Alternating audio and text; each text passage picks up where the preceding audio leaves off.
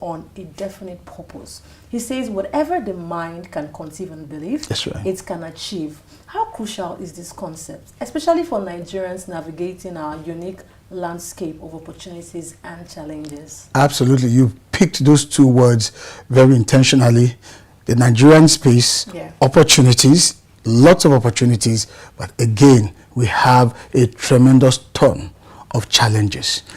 Nigeria could not have provided us with a better testing ground for the principles from Napoleon Hill's books, because it first highlights the importance, the central idea of thoughts being things.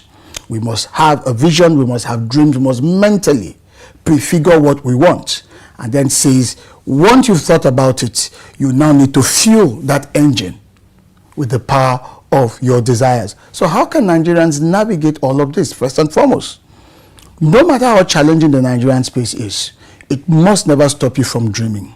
No matter how challenging the Nigerian space can be, it must never discourage you from thinking out of the box. Because in as much as we have so many challenges, inherent in those challenges are the opportunities. So for instance, there's electricity challenge in Nigeria. There are also challenges in the area of education. There are challenges all across. Take business, for instance. Solutions to business is transportation. All of these are problems. How do you create solutions to those problems? By thinking. Someone thought about the idea of delivering meals. Rather than people going through the stress of visiting the fast food restaurant, someone came up with an app and said, okay, Glovo, for instance, is an idea. Chowdeck, for instance, is an idea. Why? Because those ideas were designed to surmount the challenge of accessibility. And today I read somewhere that in Ibadan alone, through Chowdeck, a particular amala joint, there used to be an amala joint, has done a turnover in excess of ₦1 billion. Wow. That's Ibadan. We're not talking Lagos. It shows you that as challenging, who would have imagined that in Nigeria, as difficult as it has been, especially in the most recent of times, people will still order amala in Ibadan using Chowdeck. Somebody thought about it, saw the problem, but saw the problem, that challenge as an opportunity, and felt, well, I could create an app and I could bridge that gap. That is an example of how we can navigate the challenging space in Nigeria while still exploring the opportunity based on the principle of Napoleon Hill's book, which is first, thoughts are things. Imagine, allow your thinking capacity to look critically at your challenge and ask questions. What can we do? Imagine yourself dreaming about what is possible, maybe through the use of your talent, through the actualization of your own potential. Just think through it. And then secondly, don't stop there. Develop that desire, that hunger to materialize, to actualize, to implement, to execute. That is how Hill's first two principles in his book, thoughts are things, the central idea, and then begin with the power of your desire. And across every strata in the Nigerian socio-economic space, there are tons of opportunities that one can apply this towards. Wow. Wow. So it's about translating a vague wish. First of all, having a desire, then translating it into something that... No, the desire comes after. Okay. First, Napoleon Hill's view is that as a man thinks, so he is, that we become what we think about, and that thoughts are actually very tangible. But sometimes those thoughts can be triggered by the challenges in your environment. Sometimes that's the way they come. Sometimes you can independently, uniquely, on your own, conceive of an idea, conceive of a dream, conceive of a concept, and decide to go for it. In other words, Napoleon Hill believes that first and foremost, paint the picture of the world that you want to create. And after you've done that, desire can come in. There is no point having a desire without a predirection. There is no point. I mean, you can imagine having a desire and you are in this vague environment. There is no clear direction to channel that desire towards. It will not make sense. So dream first, and then ignite the energy and the passion within you towards attracting or actualizing those dreams. In fact, the dream should trigger a burning desire within you to go for it. He does not, however, rule out the fact that in all of us as human beings, inside all of us, there is that innate hunger to be something special, to do something special, to achieve something exceptional. He doesn't rule that out. That's also part of the desire that we all have. But again, what is the essence of the desire if there is no vision, if there is no direction, if there is no expectation, if there are no goals? So that's why thoughts are things, and thoughts must start the process towards success. Wow, absolutely. That's a great one, Mr. Motivator. Mr. Motivator, another powerful principle is the mastermind alliance, the coordination of knowledge and effort between two or more people for a definite purpose. So, in a society like Nigeria, where community is so central, how can individuals truly leverage this concept for achievement? It is true that community is a very central part of Nigeria, but Yes. the way I look at how community works in Nigeria is that it is too social. Too social in the sense that if you're married, you have a family, and your mother lives close by, you can bank on her help to support you with child upkeep, for instance. If you're facing an economic challenge and it becomes knowledge to most of the people in your ecosystem, everybody bands together. That's fine. So it provides us with this, what I would call unseen social safety net. That has always been the traditional African approach to community. But Napoleon Hill is saying to us in his book, Think and Grow It, with reference to the Mastermind Alliance, that now is the time to elevate beyond the social capital of community to mental capital of collaboration. So you see that it ties us back into the first principle, the central idea about thoughts, thinking, visioning, developing that mental capacity. To say, look, imagine the fact that you enjoy the support of your siblings because they live close by or they live within the range of support for you. They can be there to help you socially. There's a wedding, everybody bands together, we all go there. There is a crisis in the family, someone is willing to stay off work and be there to sit in, and all of that. Just imagine that we enjoy all of that, and we become so closely knit at that communal social level. Think about the exponential value that we could all derive, especially in adding value, creating economic possibilities and great wealth, if that synergy was a mental one. Absolutely. Was a mental one. Your knowledge, your inspiration, coming, collaborating with mine. So what would have taken me 2 years to do, we cut the time and make it even shorter and faster to accomplish within 2 months. That is the essence of Hill's view about how we can truly be communally successful. In other words, nobody actually succeeds alone. True. Success requires partnerships. It requires collaboration. In fact, if I may borrow from John C. Maxwell's book on leadership, it talks about the dream and the team to realize the dream. No dream can succeed or materialize without the support of having a team.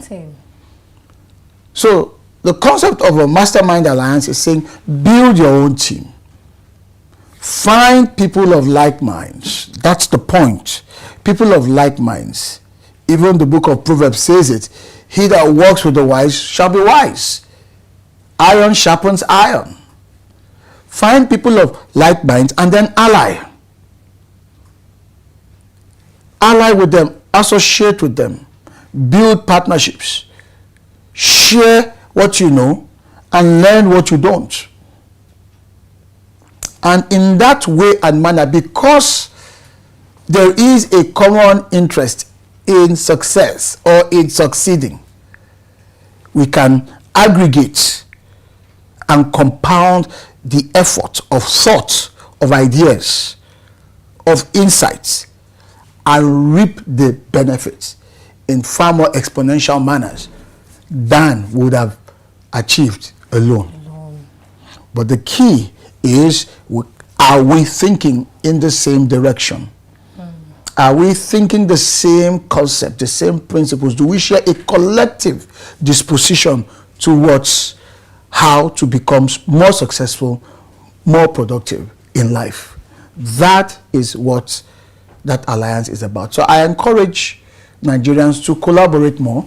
I think we see a lot of that amongst the musicians. They call it collabo. They collaborate more, and you can see how it's helped many persons or many musicians, artists would never have learned about, but they collaborate. So it's not just collaboration in terms of, okay, somebody is higher up there, so I want to just latch onto them so that I can derive some advantage to lift me. You can also contribute. It's a collaboration of collective contribution, not you being a leech, not the opportunistic mentality of using others, of riding on the crest, on the wave of others, but saying, I come into this with some value. It might be from my experience or my expertise or exposure, whatever it is. And you come in with yours as well. But think of what we can create together. So we've got to think more in terms of that. But let's transform that capital from our social communal support system and begin to make it look more mental, more ideas-centric, ideas-driven.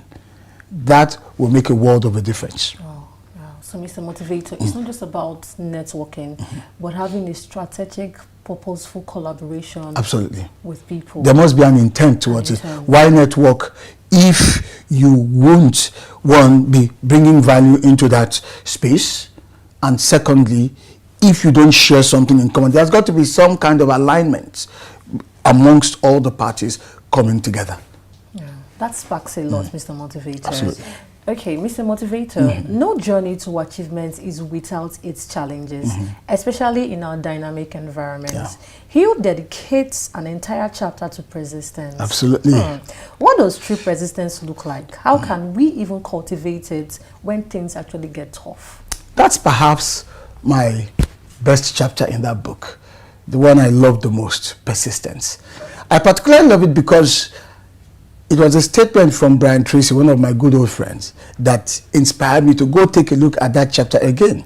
Brian Tracy makes a statement many years ago, and I stumbled on it. He said, anyone that persists and persists and persists eventually succeeds.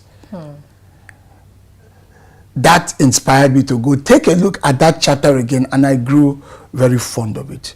Now, you're talking about how can we, or what it takes to be persistent, especially in this kind of environment. Number one, believe very well in what you have set out to do. That's non-negotiable. Don't have feelings for it. Morph the feelings towards your idea, your vision, your goals, your dreams into commitment, meaning that you have mentally resolved. No negotiations. I want to build this business. No negotiation. I want to go into this partnership. No negotiation. I want to write this book. No negotiation. I want to study this course. I'm over 60, but no negotiation. I want to go for my master's degree or go for my first degree. Because that resolution is key to bolstering you, strengthening you for the setback you are about to encounter, because you will. That is what opens the door. That is what necessitates persistence. That is what necessitates persistence. you must first and foremost resolve that, wait a minute, I've made up my mind. I'm going to do this. It means that there'll be good days and there'll be bad days. There'll be days you feel good about it. You feel hippie. Wow, today was a very good day. I felt so fantastic about it. I felt so great about it. There'll be those days. But there'll probably be many more days where you feel so cold, so downhearted, and just wonder, come on, I don't really feel up to it today. But it is that resolution, that resolved mind, that made up mind that will pick you up on those days when you don't have any feelings that are good and upbeat about your goals, your visions, your dreams, your aspirations. Why? Because you've laid the foundation of persistence by resolving from the beginning. So when we resolve, we are effectively shielding ourselves, preparing for challenges of setbacks, discouragements, difficulties, because our mind is already made up. Okay, so there's a difficulty, that's fine, we're not going back. Let's find a way around it. Being flexible. Absolutely. Or let's find a way through it, underneath it, above it, or let's ask for additional hands. You watch Who Wants to Be a Millionaire. When you get stuck, they give you lifelines. They tell you, you know what, phone a friend, or try your 50-50, or ask the audience. There's got to be something for you to at least summon to engage that setback in order to keep the journey alive till you get to the destination. And that is also the case. Recently, we've had very difficult economic challenges, significant downturns across the entire space. But I've seen so many people who have continued to pursue their visions, continued in spite of the difficulties, in spite of the inclement weather, in spite of the challenges of people. You're running a business, you employ people, they are proving to be a challenge, proving to be difficult, and then some people leave. You've got to go back and rehire. That's persistence for the business owner. You hire and rehire and fix the issues. You keep it going until the business gets to where it is stable, it is profitable and productive. That's persistence. You failed one of the diets in your professional exams. You go back and retake it. You failed, you go back and evaluate what happened. What did I get wrong? What did I miss in the last one that I can fix in the subsequent one? You see, it is not your emotions that will carry you through those moments. It is that disposition that you resolved from the beginning. The resolution. Yeah. Absolutely, from the beginning. That is why Napoleon Hill's work, the first chapter is so central, because it deals with the mind. Thoughts are things. If you don't get that right from the beginning, it will make it very difficult to apply most of the other principles in the book, because the mind then sets its course and says, this is my commitment to success, to achievement, to making it in life, to being the best that I can be. And so, come what may, I'm able to get back in the game after I've taken a beating, and I continue, make the necessary course corrections, and keep on going until I get to my destination. So in the Nigerian context, for me, the most important value that can help anyone deal with the challenges in terms of how long they can hold out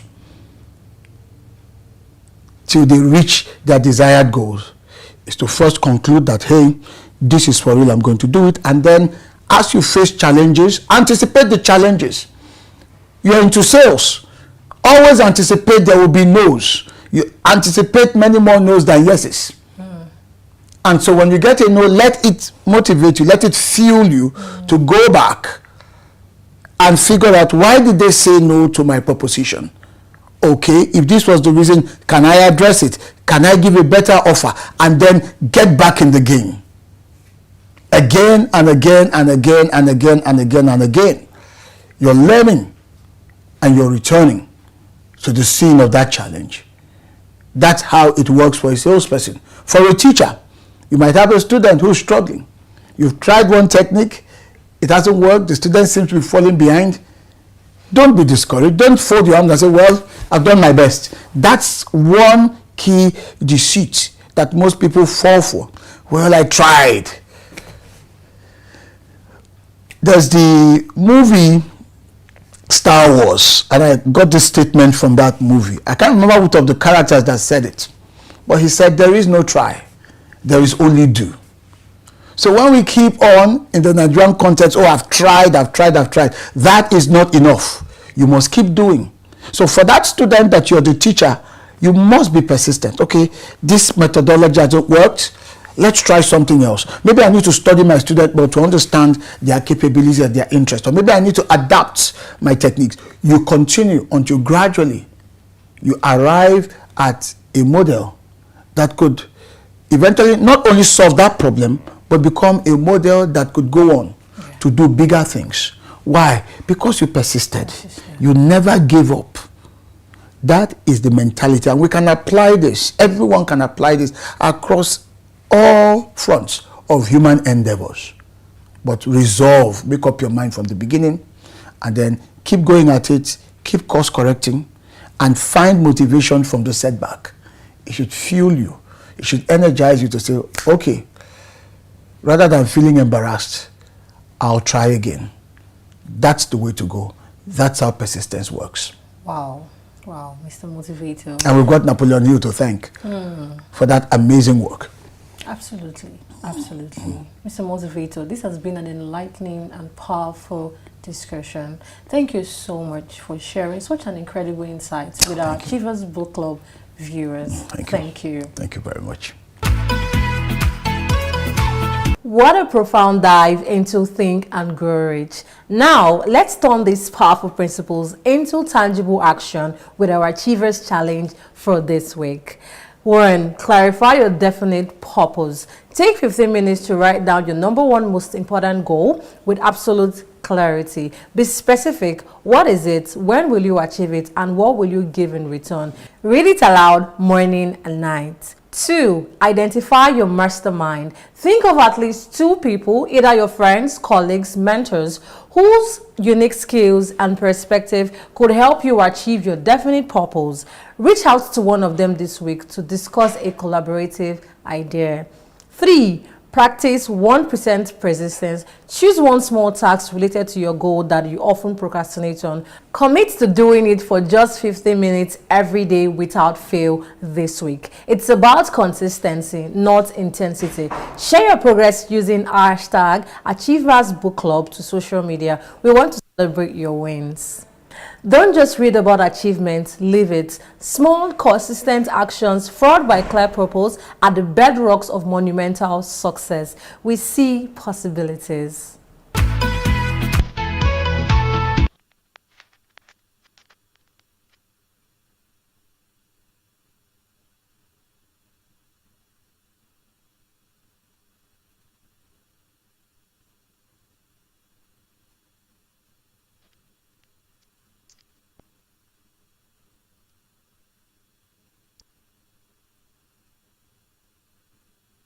Eloquence focuses attention on the message and the audience.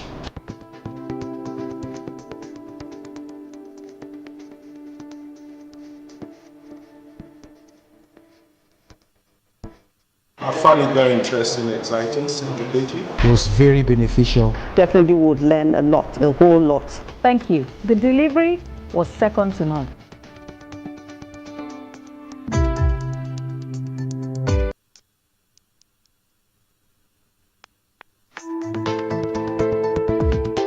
Speak with power. Speak with power. Speak with power. And my name is Dr. Edward Bush, one of the co-founders and president-elect of AMEN. That stands for the African American Male Education Network and Development. I want to give a big up and a big shout out to the Achievement Channel for all the great work that you're doing, motivating and inspiring the young people of Nigeria. Keep up the outstanding work, Achievement Channel. I'm Herb English. I am the president of the African American Male Education Network. Big shout out to the Achievement Channel. Really appreciate all the work that you're doing here and abroad. Thank you so much. As we wrap up our incredible journey through Think and Grow Rich, the pursuit of knowledge never stops. Next week, we'll shift our focus to the 7 Habits of Highly Effective People by Stephen Covey. We'll be exploring the first 3 habits: be proactive, begin with the end in mind, and put first things first. Get ready to embrace powerful principles for personal effectiveness that will empower your path to success. The pursuit of wisdom is a lifelong adventure. Each new book, each new page opens up a new possibility for growth and impact. Embrace the journey with see possibilities. Thank you for joining me on the Achievers Book Club. Remember, the wisdom you gain from these pages, when applied, transforms your world. Keep learning, keep growing, and keep achieving. I'm Sarah Undu, and I look forward to seeing you next time.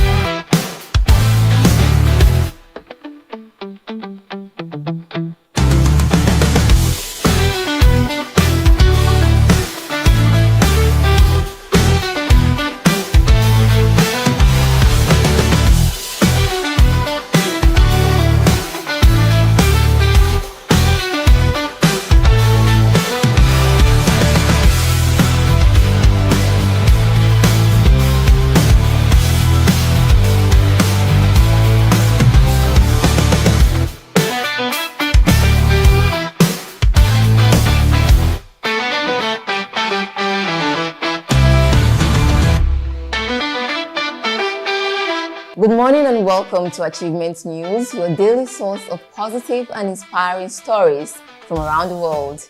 I'm Tracy Dominic, and here are today's top headlines. On today's news, we bring you hope-filled stories from around the globe. First, in Lagos, Lagoon School attends a training program at the School of Eloquence. And on the international scene, a community initiative has successfully planted over 10,000 trees, transforming urban spaces into green oases. Next, in New York, a group of high school students has developed an innovative app to help the elderly stay connected with their families. Our first story focuses on the importance of education, empowering school. Students of the Lagoon Secondary School, Lekki, Lagos, have started a 3-day transformative program for the senior prefects at the School of Eloquence. This 3-day program, which had 20 students and 2 teachers in attendance, the Dean School of Eloquence, Ibon Essien, addressed the prefects in an opening remark, emphasizing the importance of excellence and agility in their various roles. This 3-day program is tailored to enhance the students' proficiency, empower them to become excellent individuals, and thrive in their various roles as prefects at the Lagoon School. And now, in a small town in California, residents came together to rebuild after a devastating wildfire. Through shared determination and collective effort, the community has not only rebuilt their homes, but also created a stronger, more connected town. Such stories of resilience remind us of the power of community and collective action. Now, let's move on to our Business Boost segment.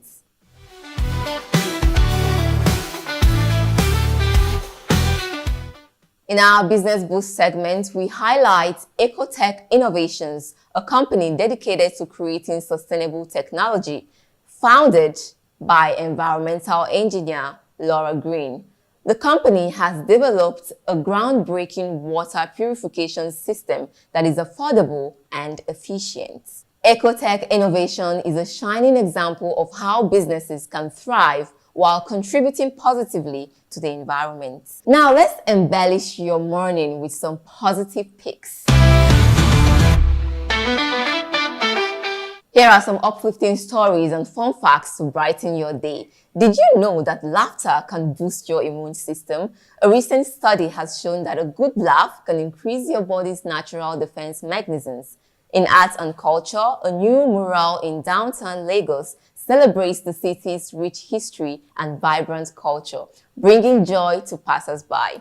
And now in modern technology, a young inventor has created a device that translates sign language into spoken words, opening up new possibilities for communication. These positive peaks remind us that there is always something good happening in the world.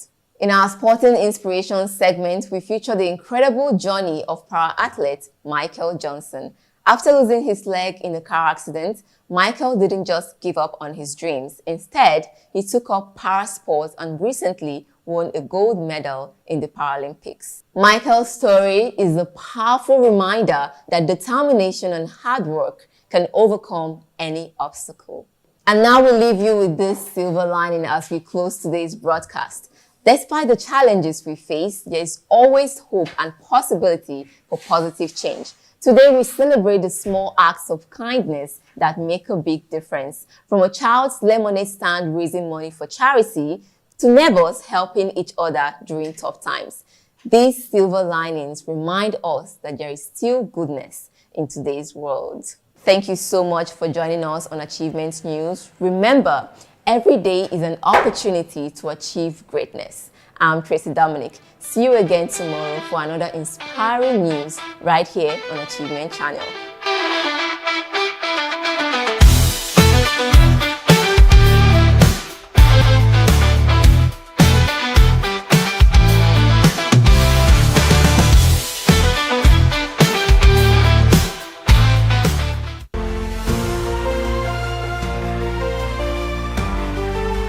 Hello there, welcome to Inspire Her on the Achievement Channel. I'm your host, Helen Ongma Odeleye. Today we are talking about becoming your best self, a journey of self-discovery and growth. Join me as we explore the transformative power of self-awareness, goal setting, and confidence building. Get ready to unleash your authentic, empowered, and extraordinary self. I'm joined by two amazing women. First, Jenny Etta. She's an author of The Bathroom and is reminiscing of thoughts and happenstances on entrepreneur and songwriter of Oba Anwoba. She's also a culinary artist who enjoys to help people see themselves better by doing better. She will tell us what that means. We also have Mrs. Keisha Olukorede. She's a Federal Controller of Works, Lagos. She's an engineer and a phenomenal woman doing great work in the Federal Civil Service. Now, let's get the conversation started. Like I said before, we're going to be exploring a couple of areas. We're going to be helping our sisters out there, the women out there, and get them inspired. So let us, first of all, meet you formally and take us on a very short journey, of what you've been doing. Good morning, Helen, and thank you for having me here. My name is Olukorede Keisha.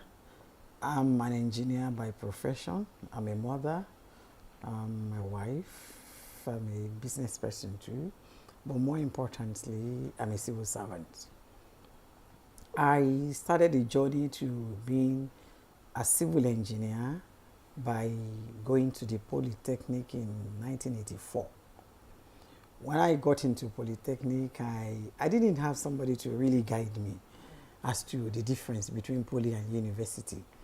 I just came out and my father said, okay, you need to go to school, and then I just took poly form and I went.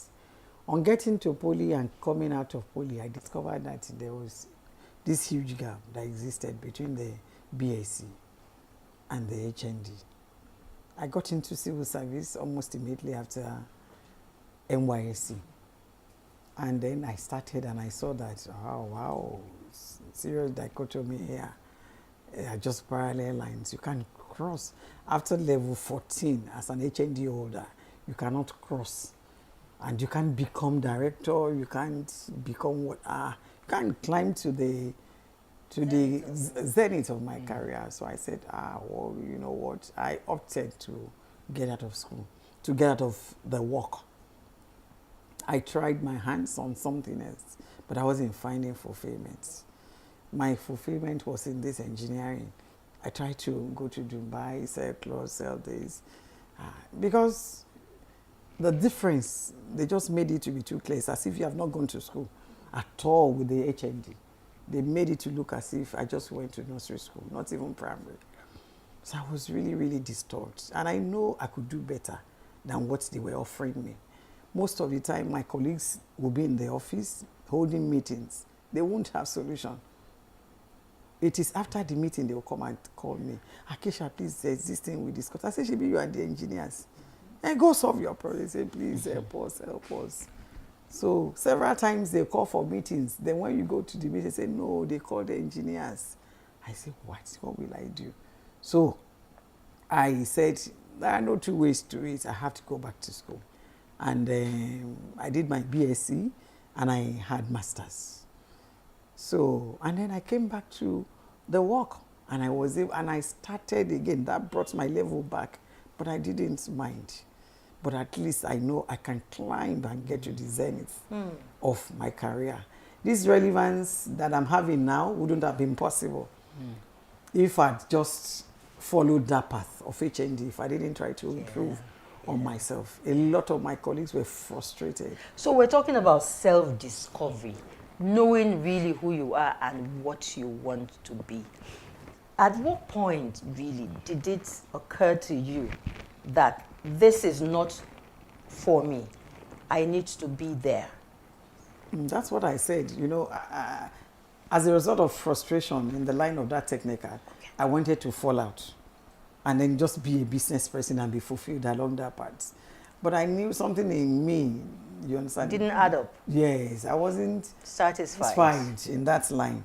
So it's only in engineering that I find my joy, my peace, my pleasure and satisfaction. So I said, okay, what do I need, you understand, to now make me fulfilled in this engineering? You went back to school? So I had to go back to school. Okay, so, congratulations. And I'm happy. A lot of my colleagues have retired now because that level 14 will have been the bar and the frustration that comes with it. I wouldn't have been this relevant. So, and that's it, relevance. Yes. Relevance is key. Yes. And when you self-discover yourself, you become more relevant to society. Yes. Okay, so let's come to you. Tell us your story. Where are you coming from? Okay. Again, my name as is... brief as possible. My name is Jenieta, as already introduced. And my story is a bit deep, I would say. So growing up was not an easy one for me. I had a rough one.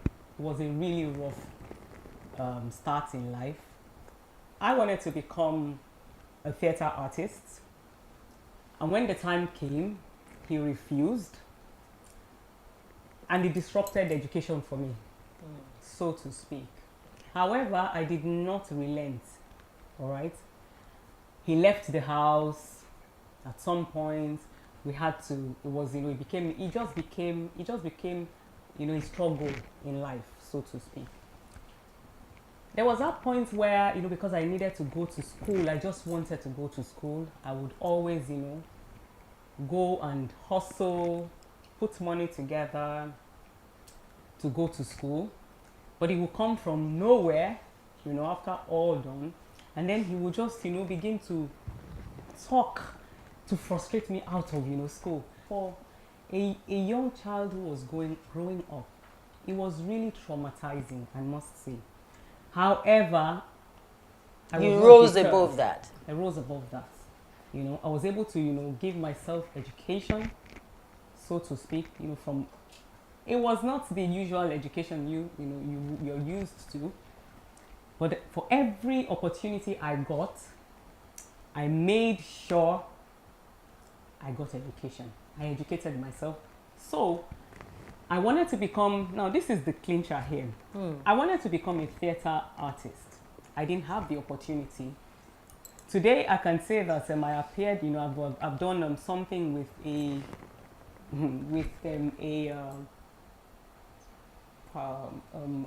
TV production. I've acted in a very popular, I've acted in a popular soap opera known worldwide.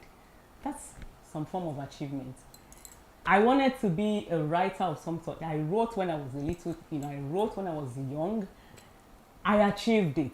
I did not let, my upbringing, so to speak, deter me. It was a lot. It was a lot. Maybe as we go on in this, it just would unfold. So because what you're saying, what I'm getting, not everybody has, a background that is easygoing. No. And you have shared your story, and you're saying in spite of. Definitely. Because that's where we're here, to inspire. We know that at this point, there are millions of ladies out there, young people, married, mothers, and all of having difficulties in life. But the essence of this show is to say, hey, that woman out there, you should be inspired. Nothing should be able to put you down. You should have your eyes focused on the goal. If there is a goal for you, and there should be a goal for you. When we come back, there's a lot more coming from this conversation. Please join us again.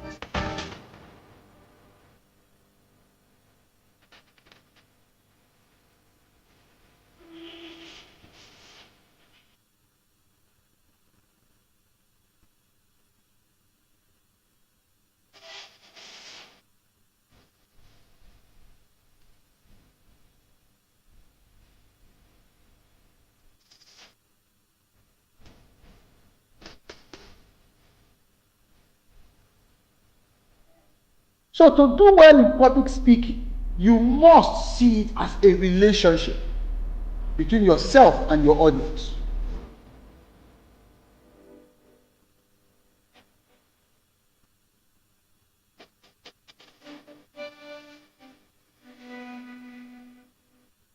Speak with power. Speak with power. Speak with power. Speak with power.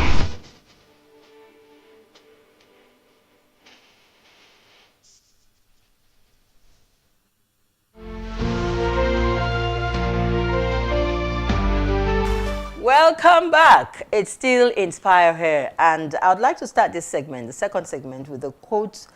Is a Ugandan proverb, and it says, if you want to go fast, go alone. But if you want to go far, go together. And here we are together with you out there saying, woman, do be inspired, learn from our stories, our experiences, the education that we've had, and our expertise and our exposure. And that's what this show is all about. Thank you, my sister. And thank you, ma'am. You said your story wasn't told. You did not add the sugar, the pepper, and the salt. Okay, so let's that have the ladies it. Out there won't think it's that rosy. A lot of them just feel they should just walk into the Yes, and you become a controller of that. No, it doesn't happen like that. So let's give us some of those things that you missed out. When I needed to go back to the university, I had a subject missing at the O level. And when I went to uni, they said I needed that subject. And my younger ones are like I said, I'm the first child and then the only girl. I have boys behind me. And the boys are like, sister, why are you going to do it? I said, I'll go and do GCE. They say, My husband said, GCE. I say, yes now. Because the way they are treating me in this office, and since I know that I'm wired for more, so why will I accept less that they are offering me? So I need to do that. And he encouraged me. I sat for GCE once because I was still doing a little bit of business. I didn't make it. My husband said, that means it's not meant for you. Why don't you just face this line of business? I said, no, I'll do it again. And I did it again, and I made it. At the first attempt, I was offered, let's assist you. I said, if I'm going to go there, I'm going to use my brain. I'm going to use my brain. I will leave everything and give it all it takes. And even the boy sitting next to me, man, you can look at my book. I said, no. And I failed it.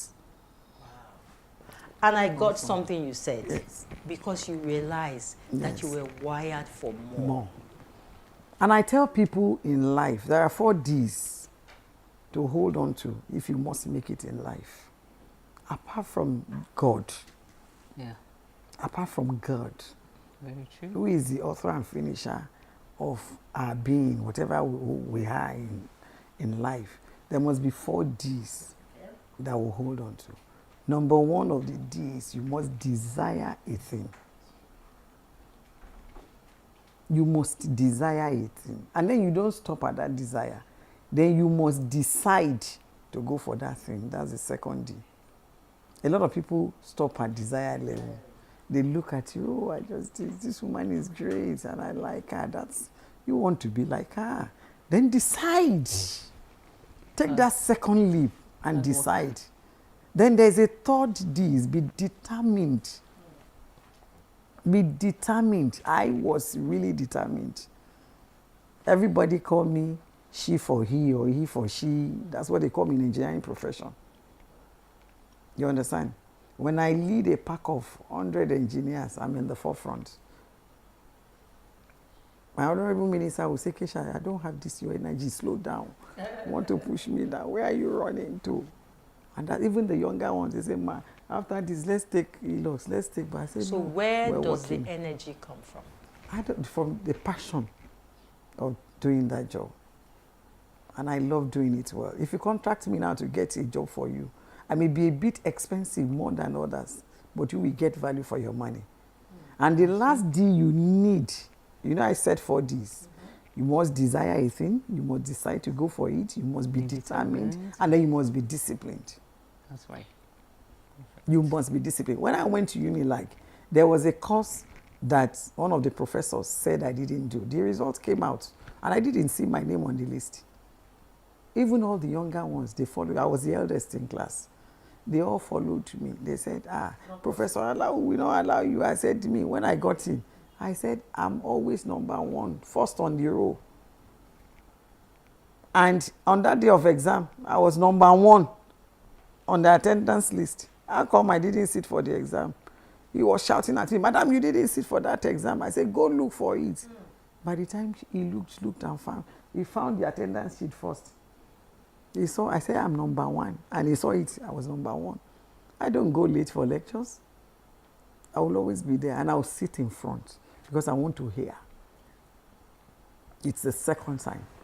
Okay, so we're not just sharing these stories for the sake of just talking. Of course. We're believing that someone out there is picking, in between the lines. It's either you're at a point where you're about to make that very critical decision for your life right now, and we're saying this is the way to go. Someone else has tried it and it worked for her. You probably need to take a 2nd look, right? Okay, so let's pick up from you and talk about strengths and weaknesses, in who you have become in spite of where you started from and where you are now. How were you able to identify your weaknesses, your strength, and how were you able to plunge, to deploy them to achieve your goal? Let me just say, at some points, I got saved. I'm not afraid to say that. I got saved, and that helped a whole lot to me. I began to know myself, identify with who I really am on the inside, because of who lives in me. And so I knew that, okay, I could actually go out, if I wanted to achieve something, I can actually achieve it. I can do what it is, and I can do all things, of course, So I went all out for it, all right? I would go, I would fail on it, but I would not relent. I would still go back and still get, and still get it done until I have results. Yes. My weaknesses, of course, we all have, where there are strengths, there are also weaknesses, no doubt about that. Sometimes, when emotions, I'm also somebody who is easily discouraged, or rather, who can be easily discouraged. However, the strength on the other part helped, to push. When I stay on it, even though I have emotions running, I stay on it to get it all done, and that's basically what it is. So let me relate a particular instance. Oh, by the way, I dropped out of a lot of, I would say I dropped out of schools. I don't know if yes, I dropped out of schools, not because I wanted to drop out. It was because there were no funds. So that's not to say I didn't really go to school. You know, when there were no funds, there was no support. At some point, I would drop out of school. I had a lot of admissions as well. There were also I had admissions. I remember I got an admission to Polytechnic of Calabar, but my dad did not allow me go. That was to read because it was theater arts. So he was of course his friends told him that's not a place for, that was back then. That's not a place for young women. The end result will be prostitution. That was that. However, I packed my things, came back, and then I was able to do a journalism course. Okay. So because of it. You see, in spite of these difficulties, you didn't stop. I didn't stop. You never stopped. You probably took a break, not a break that you desired. No. And then when the time was right, you jumped back on track. Exactly. So you had a journey, you had a destination that you wanted to get to. Exactly. So I wanted to get to, there was a place I was facing, I wanted to get to, and then of course, resilience helped, drive on the inside helped as well. Okay. And I believed in myself. Awesome. That is very, very key, believing in yourself. So as we get ready to wind up, we have a few minutes more to, close this show. Let us look at some of the obstacles that you have faced. Believing in yourself sometimes is not enough when you have so many obstacles, especially in the workplace. The civil service is known to be a place with a lot of hurdles. Tell us how you managed to scale through some of them. The only hurdle I faced in the civil service was the dichotomy between the technical and the engineering cadre. That was the only one I faced. Okay. And I was able to go over it. You didn't face the men and the women thing? No. Maybe because most of my colleagues, they don't even see me as a woman.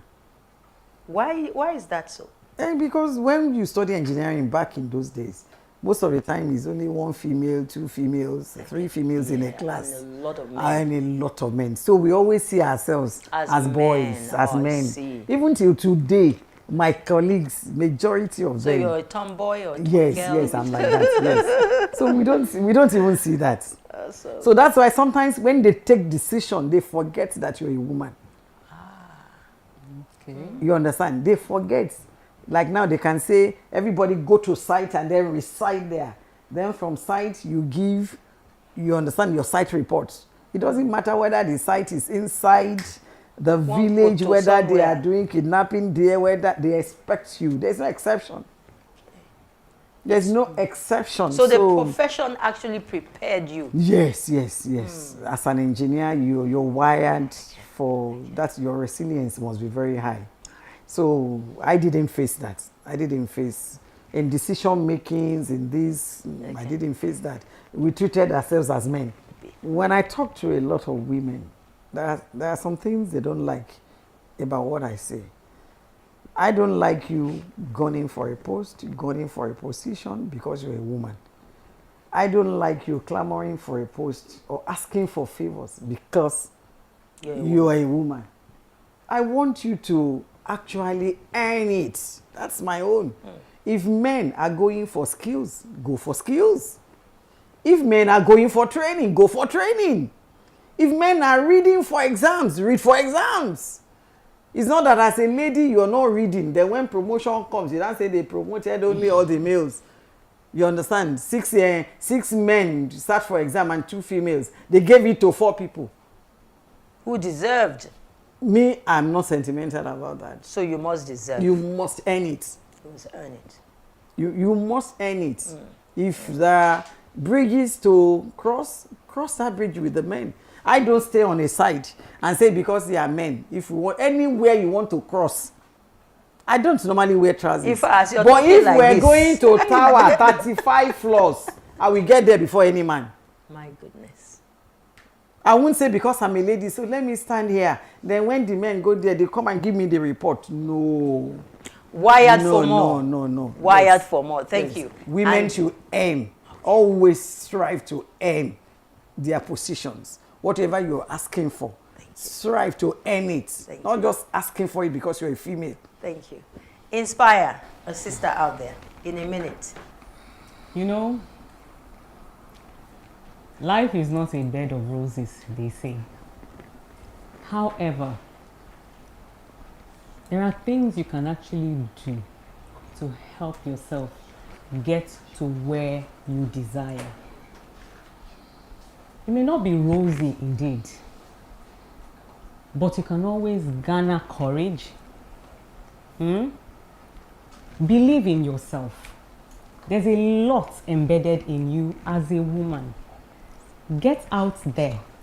For whatever reason, find something to do. Find something to do. And go ahead and do it because you can. Thank you very much.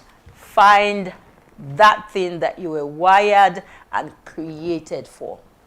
There's always that purpose that is entirely you, the fulfillment of that dream that is entirely you, and no one else can do it. So she says, find it and pursue it and ensure that you get it done. Thank you so much. Last word from her. There is a story I like to share. That story may encourage somebody. Okay. I was driving on Lagos Badagry Expressway and I saw a lady conductress. A very young girl, very naive, very innocent looking girl. The girl should be about 15. And she was a bus conductress. She hung on the bus at Mile 2 and she was calling Oshodi. I told my driver, park by this girl. And I parked. I said, young lady, come here. Why are you doing this? She said, nobody to send me to school. Wow. I came from the village and there's no help. He said she was selling granules and it wasn't adding up. So she decided to do this. I said, how much are they paying? She said, 4,000 naira. They're going to destroy you. Don't do this anymore. I said, take my number, give me your number, and I'll call. She's in school at the moment. But it's because she came out. Yes. That's why I'm able to see her. If she has said she's a female, and then she's gotten somebody to impregnate her, that means I've ruined her entire life. She came out because she knows she can do much more than she was doing. Wow. I think that story can encourage somebody. I just like to tell that story. On behalf of that young girl, we say thank you. And because we know that there are loads of other young girls like her out there. So get out there and be found. Let us find you in a place where we can help you. Okay, so we have had an amazing conversation today, haven't we? Yes, we've been able to inspire some sisters out there, I'm sure. Okay, so we have had an amazing conversation about self-discovery, about personal growth, strengths, and potentials. I believe that you would like to join us again next time on Inspire Her on Achievement Channel. Remember that Margaret Thatcher once said, do not follow the crowd. Let the crowd follow you. Keep staying inspired. I'm Helen, and I'll see you next time. Bye.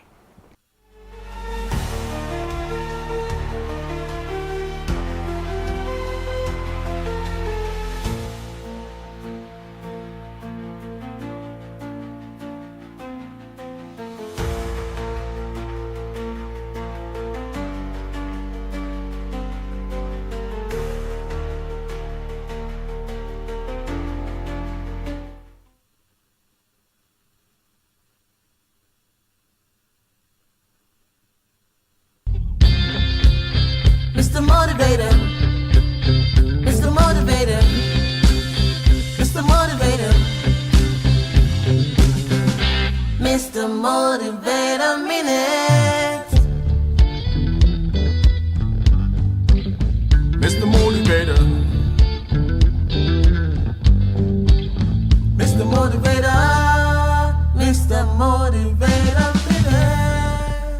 Mr. Motivator, the challenge to perform. Every morning we're told in Africa that the gazelle wakes up with a clear determination that it must run faster than the fastest lion in order not to be eaten alive. Every morning we're told that the lions also wake up determined to run faster than the slowest gazelle, otherwise they will starve. Well, there's a moral to this anecdote. It is simply this, that it doesn't matter whether you're the lion or the gazelle. What truly matters is that when morning comes, you had better get up and get going. It's the dawn of a brand new day, and I'm here to ask you, what do you want to achieve today? Where do you want to go with your life, with your goals, with your aspirations? What sort of difference are you seeking to make in whatever it is you've chosen for yourself to do? My job is to challenge you to perform. My job is to inspire you, to energize you, and to bring to you all of the resources that you will need so that you can indeed say to yourself that, yes, I had this morning with Mr. Motivator. Mr. Motivator. Mr. Motivator. Mr. Motivator.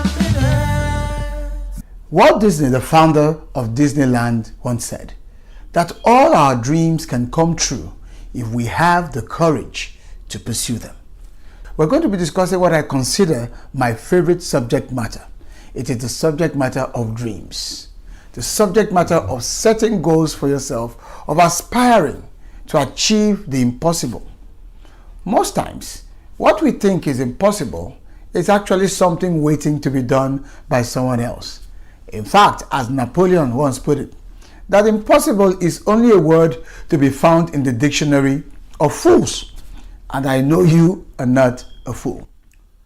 So when we talk about dreams, what are the 4 major things that you need to know in order to live a successful life driven by the power of dreams?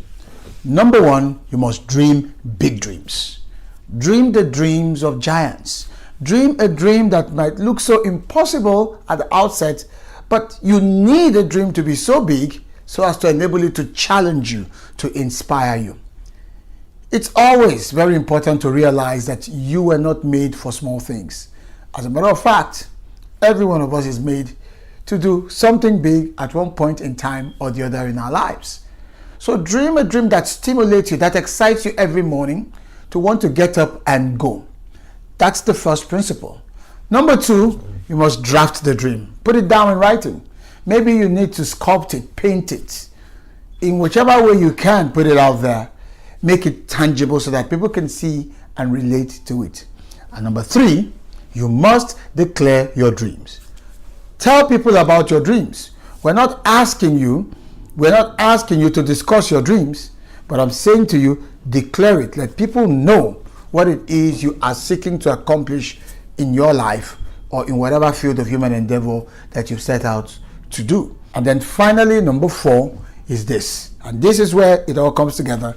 You must do what the dream demands of you to do. If the distance be not traveled, the destination will never be reached. Dreams will remain pie in the sky if we do not take action. So what actions are you taking? Set goals. Specifically begin to outline what you need to do so that you can begin to work towards them. I leave you with the words of a young lady who was challenged and people felt her dreams were impossible. In fact, they said to her, "Your dreams are not real." Then she replied by saying, "The dream is real. It is the failure to make it happen that is the unreality." Dream big dreams. Mr. Motivator. Mr. Motivator. Mr. Motivator. Mr. Motivator, the challenge to perform. Imagine a world transformed by the power of giving, where every act of kindness sparks another. These are the champions who dedicate their lives to change.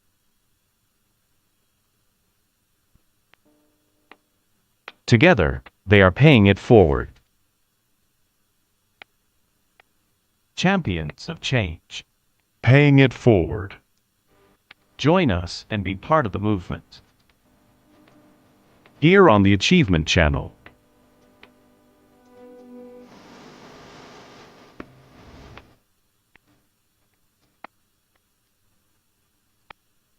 Hello and welcome to Champions of Change. I am Pamela Igbo, your host for this journey of inspiration, transformation and action. This is the Achievement Channel and we are reaching you live from our studios at the School of Eloquence, Lagos. This program is dedicated to showcasing individuals and organizations that are creating a positive impact in our communities. We aim to motivate you to get involved and support meaningful causes. Today, our champion of change is Olatoun Gabby Williams. She is a trustee of the Gabby Williams Alzheimer's Foundation, which was established in 2018. The foundation recently received the Humanitarian Justice Award for its contributions to elder care. She's a passionate advocate for social change with a history of leading impactful projects. She also founded Sponsor a Child Nigeria, which advocates for children's rights and welfare in institutions across Nigeria. Olatoun, welcome to the show. It's great to have you here and I'm looking forward to our conversation. It's great to be here, Pam. Thank you for inviting me. Fantastic. So let's get right into it. So the Gabby Williams Alzheimer's Foundation is one that is very personal to your family. Could you tell us a little bit more about that experience for you? And also, I'd appreciate if you tell our viewers, for our viewers, what are some of the symptoms of Alzheimer's that we can look out for early detection? Okay, so the Gabby Williams Alzheimer's Foundation was founded on my father's 80th birthday, the 11th of September 2017. He'd been suffering, well, living with Alzheimer's, we say, living with Alzheimer's for 10 years then. He went through all the stages, and by the time we inaugurated the foundation on his birthday, Daddy was already close to the 7th stage, which means he was catatonic, he couldn't speak, he couldn't even hold his head up, he was in a wheelchair, he had carers 24/7, he was really sort of not functioning at all. And so, yes, we wanted the guests at the party to see what it looks like, the ravages of Alzheimer's on a man as healthy, as intellectually brilliant, as physical. And my father was very athletic, as my father was. We wanted to show them, we wanted to demystify the condition. We wanted them to see also how terrible the disease is. So yes, it was very, very personal. And we wanted to make sure that people, it's a pandemic. It's a pandemic, global pandemic. And there's so little information, although things are changing now. We wanted to make sure that people weren't confronted with kind of ignorance that we were confronted with, our own, and the ignorance of even the so-called the workforce, that many of whom the health workforce, they really just didn't know what they needed to know to really help relieve the emotional burden, the practical caring burden, and we set it up to network with them. A growing database network of specialists who could deliver talks, Q&A sessions, and there's so many people that are willing to share their knowledge and expertise, and we wanted to pool it and share it with all the people who needed it. Right, okay. So what are some of the symptoms we can look out for Alzheimer's? Because obviously it's the most common form of dementia. So what are some of the early stage symptoms that we can look out for? Flow. We have this mnemonic called flow, and it's stands for, the F stands for forgetting, and it's forgetting all the time and forgetting important things all the time. That L stands for losing your way, losing things all the time. The O stands for overlooking your personal appearance, overlooking your hygiene, personal hygiene, overlooking things you would not normally overlook. Overlooking, you forget to turn off the stove, for instance. So that's overlooking, and that also comes under F, forgetting. You're forgetting that you have something on the cooker. And the W stands for wandering off. Wandering and just losing your way generally, and just wandering aimlessly without any direction. And also the W stands for having to write things down now. Wow. So that, yes, the mnemonic is flow. Right. Yes. And so by the time the end of your father's life, he had all those symptoms? Oh, yes. I mean, he had those symptoms even earlier than the 7th stage. The 7th stage, you are just not functioning at all. You're not even walking. Because, you know, it's a disease of the brain. It's a degenerative disease. So it's the brain that sends the commands to the body to do this and to do that. By that stage, the 7th stage, your brain is really sort of eaten up with the disease. It cannot send those commands. So, you know, Daddy couldn't do anything. Even eating, sometimes the food be left in his mouth because the brain wasn't sending the command to chew and swallow. It gets as bad as that. It is a terrible thing to look at. So he was exhibiting those symptoms, I would say, by sort of stage 3. And I can't name, you know, the specific, they do have names, but the specific stage, I cannot name it. But I would say that by the middle stage 3, he would already, all those symptoms were a factor of his life. Right. Yes. Wow, that must have been so hard for you to watch that and see your dad degenerate that way. So I know that the mission of the foundation is one of education and advocacy so that people can understand. Could you just tell us briefly what are the specific ways you've been able to do that since you founded the foundation, and what are some of the challenges, particularly in the Nigerian context, that you faced doing this and how you've navigated it? Interestingly enough, people are hungry because it's a pandemic and because a lot of families have elderly people who do act strange at a certain age. And they're curious about what might be going on. Is this the normal aging? Is this something else? So we found that in terms of receptivity to the information we're giving, Nigerians have been very receptive. Which is great. So they're responsive to the information. We like to work for our outreaches with faith-based organizations. At the moment it's churches, but we want to go into mosques. We want to go to all the faith-based organizations because that's where the people gather. That's where you'll find literally thousands of people, and we can also get them in cell groups in churches as well. So we can go small, we can go big, yes, challenges, as I said, people, the specialists we work with, this network of specialists we're building, and which is growing every day. Nutritionists, public health practitioners, neurologists, gerontologists, geriatrics specialists, neurologists, I've said that already. They're very happy to share their knowledge. They want to be part of the fight against dementia. We may not be able to stop it happening. We can help to prevent it, but we can help people understand it better so it's destigmatized, and can also help people manage it better. So we find that in terms of responsiveness, there are no challenges. Gabby Williams Alzheimer's Foundation is endowed, but we will be going into fundraising very soon. And also we will be, the brain health of the executive retreat we've put together, it's a funded program. So we will get money coming in, and that will be interesting as a stage in our journey to see how easy it is to transact. Sure. In social enterprise transactions. It'll be interesting to see how well we do. So far, we're giving. As a charity, we're giving and giving and giving. So there are no challenges in terms of response and receptivity. Yeah.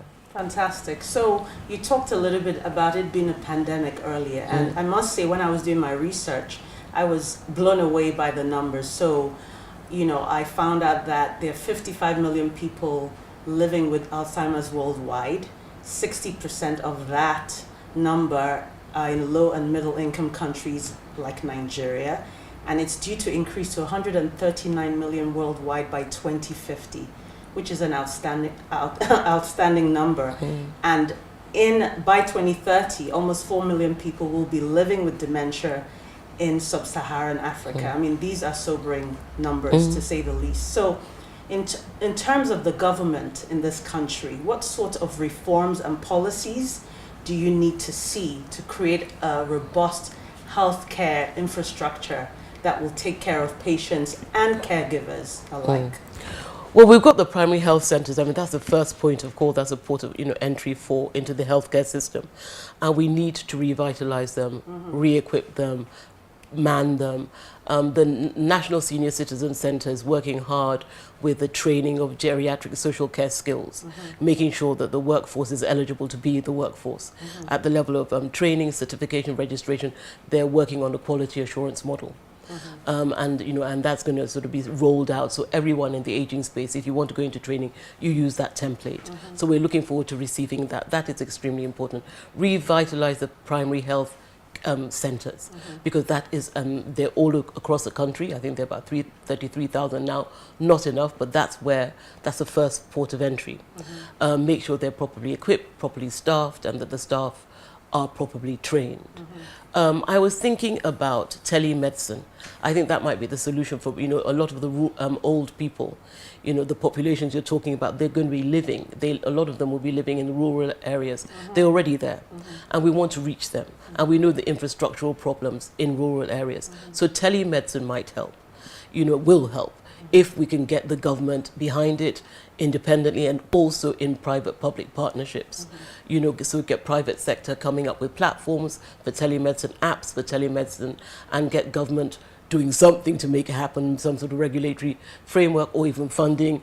Telemedicine, I think, will really help to alleviate a lot of the suffering of elderly people and people living with dementia in rural areas. It will also, what else can I, the caregivers, for occupational therapists, we recommend that they increase the workforce in occupational therapy, because they are vital for people living with dementia and also the elderly. They help with managing the home environment, making recommendations for modifications, to prevent, to ensure safety, to prevent falls. They are very useful with care planning, and they're also very useful in training the caregivers. Increase the occupational therapy workforce. Telemedicine is something they really do need to roll out, and that will really go a long way, I think, in alleviating the suffering of the staggering numbers you've just mentioned. It sounds like there's so much work to be done in this area. But we'll take a quick break now. We'll come back with this incredible conversation when we come back. Champions of Change.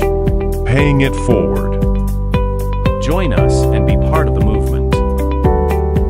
Are you in governance? You need public speaking. Are you in business? You need public speaking. Are you a professional? You need public speaking. Learn how to overcome nervousness and speak with confidence before any audience at the School of Eloquence, the home of public speaking. Attend our practical and training one-on-one coaching with West Africa's only certified speaking professional in Lagos and Abuja. Call 0802 3032 066. Log on to schoolofeloquence.org. School of Eloquence. Teaching the world to speak. Champions of Change.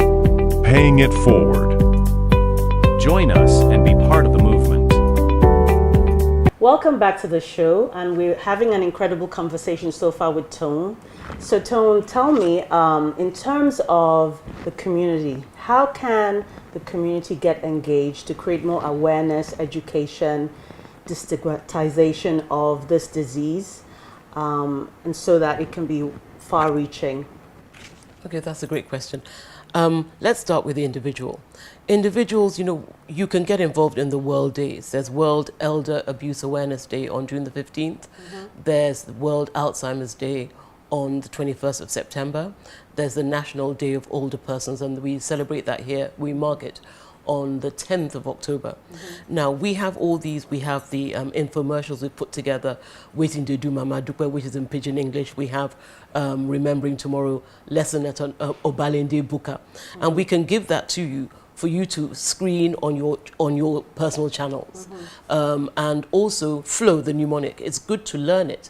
And on your Facebook Live, go out there and tell people Flow and go through the motions, forgetting, losing, overlooking, wandering off, writing things down.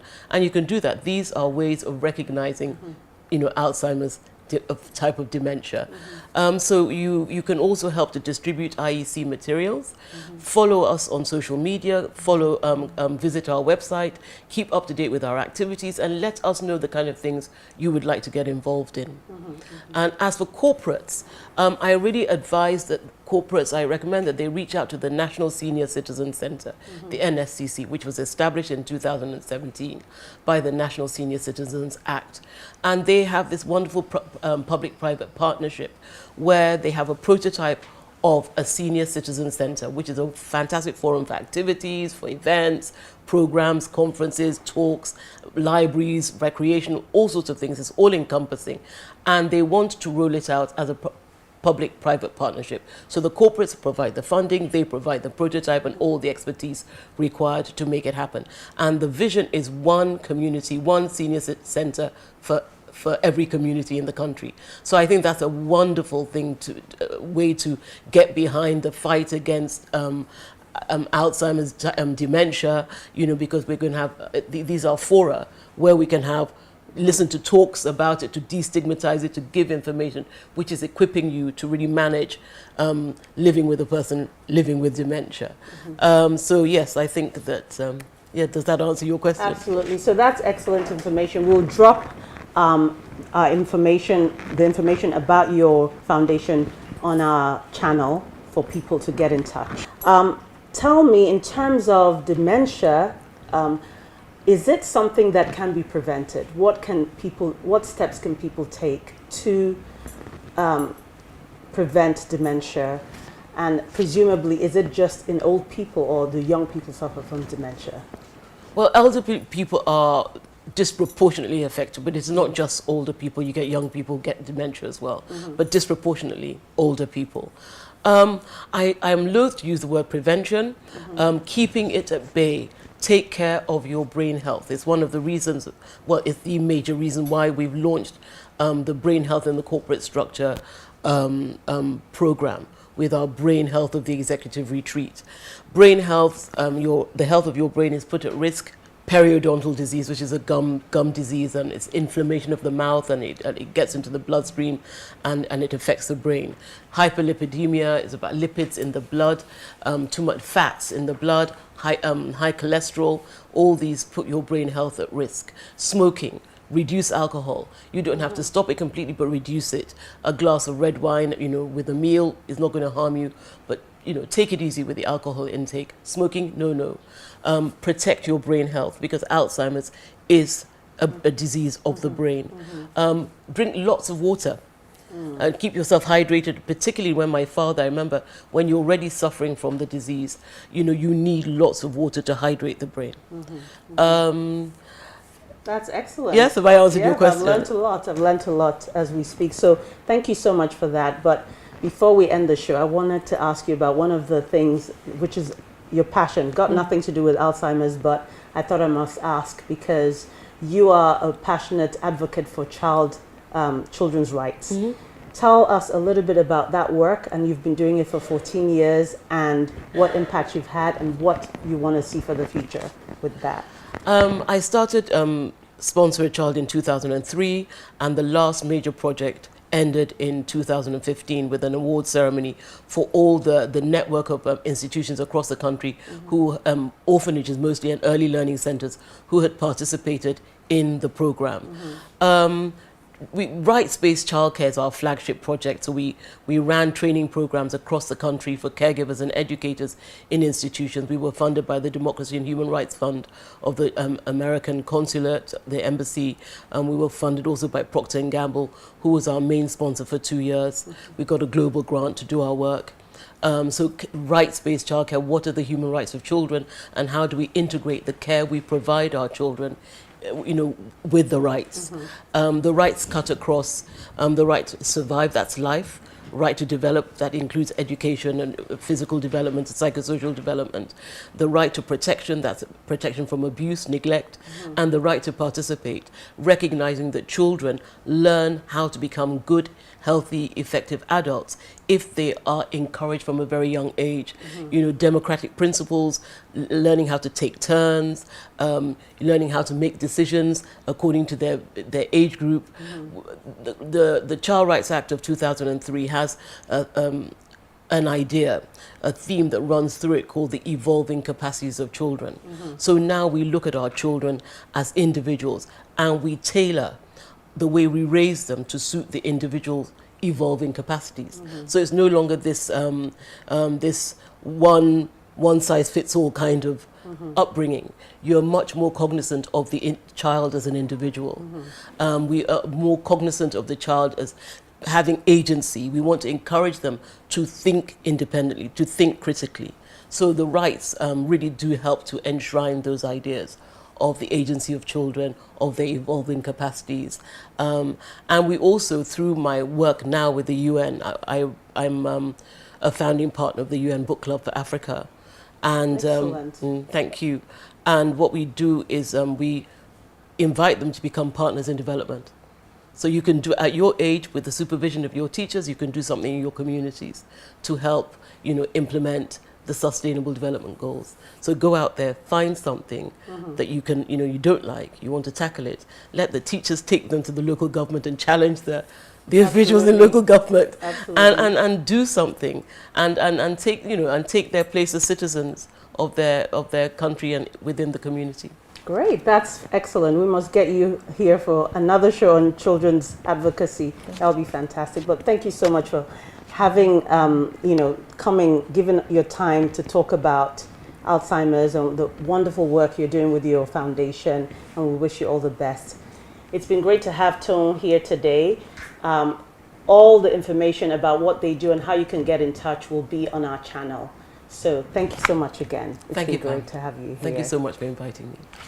I hope you've enjoyed this episode of Champions of Change. We hope these stories have inspired you to take steps towards making a difference in your own little way.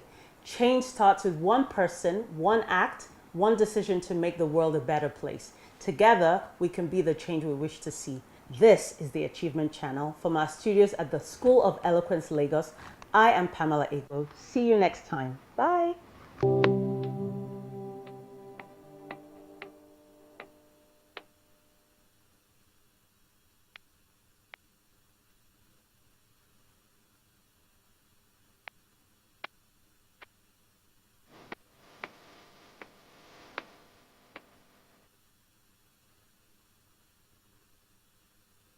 A new day dawns, full of possibilities.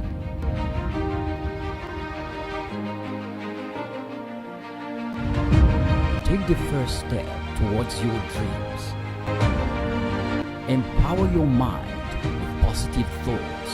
Achieve more. Make a difference in someone's life today. Impossibility is nothing.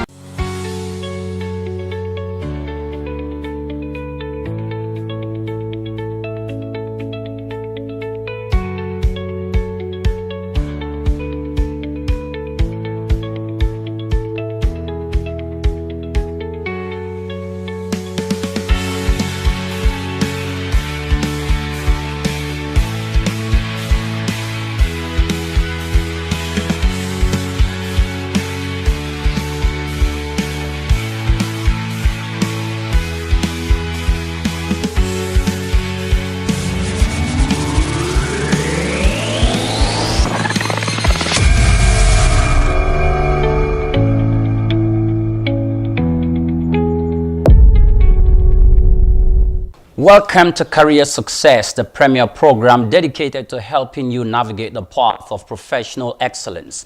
Whether you are just starting out as an entrepreneur looking to advance your career or considering a career change, this program is designed to provide you with the insight, the tools, and inspiration you need to achieve your career goals.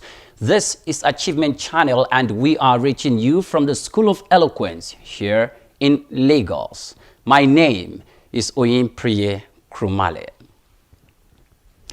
Our guest is a distinguished accountant, a high-profile administrator, and a renowned educator known for exceptional achievements and contributions to our industry. Ms. Doreen Onyekwelu is a dynamic leader with a remarkable career spanning over 28 years of working experience across health, manufacturing, and educational sectors in Nigeria. In 2005, Doreen moved to the Lagoon School to take up a position as a Director of Finance and Administrator and served for 17 years until her appointment to the position of acting principal in 2022. She became the principal in 2023 and heads the school's management team. She's also a member of the governing board of Lagoon School. Good day to you, Doreen. Good afternoon, Mr. Priye. Welcome to the program. Thank you. Your profile is quite robust, and I am thinking, where am I going to start from? So, you can start from anywhere. Thank you very much. It's nice to have you on the program. Thank you. Now, can you share with us, just a little bit about your upbringing, your influence, and your interest, and just what you feel the public should know concerning your background in education? Oh, great. Thank you very much. I come from a family of 6 children.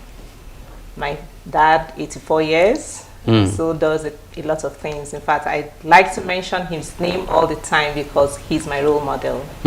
My mom as well is a teacher, 71 years, yes. 71. Great, yes. I see. And they still drive, do a lot of things for themselves, no house help, for instance. So if you see them, you'll be proud to have them as your parents. No house helps at 84 and 71. 71.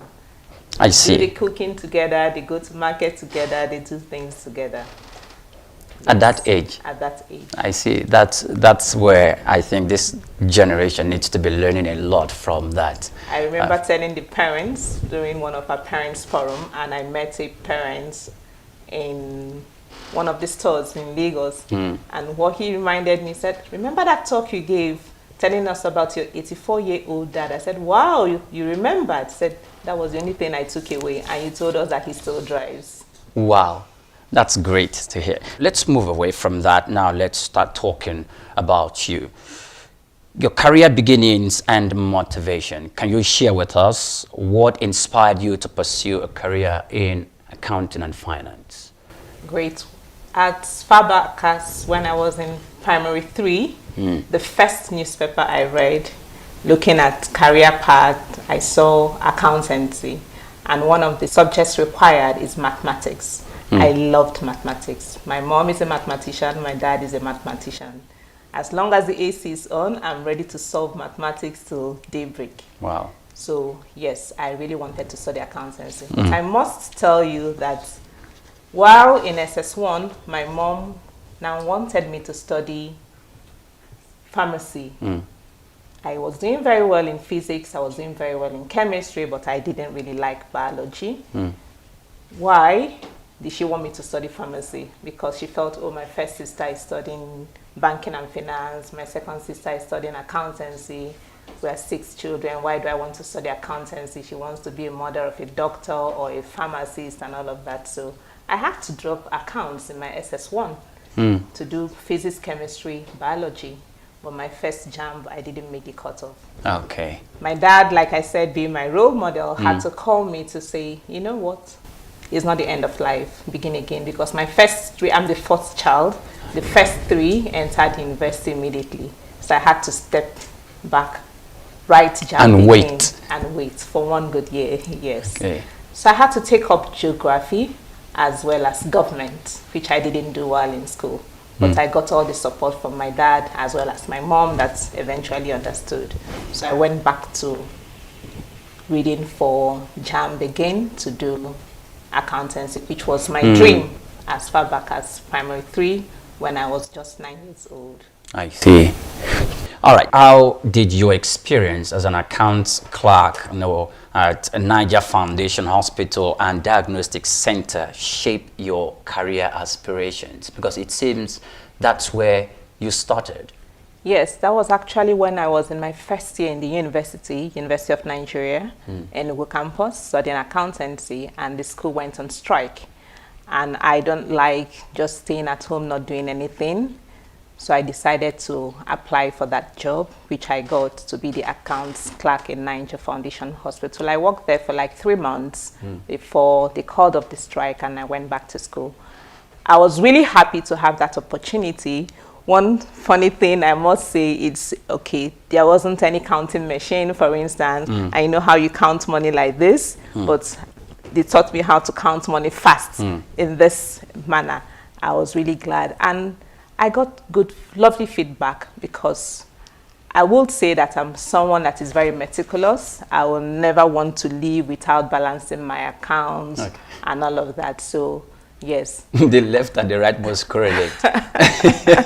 Exactly. Okay. For any debit entry, there must be a corresponding credit entry. So that was really helpful. When school resumed, I just felt, wow, I'm in the right profession studying accountancy. Okay. And it gave me push when school started. All right.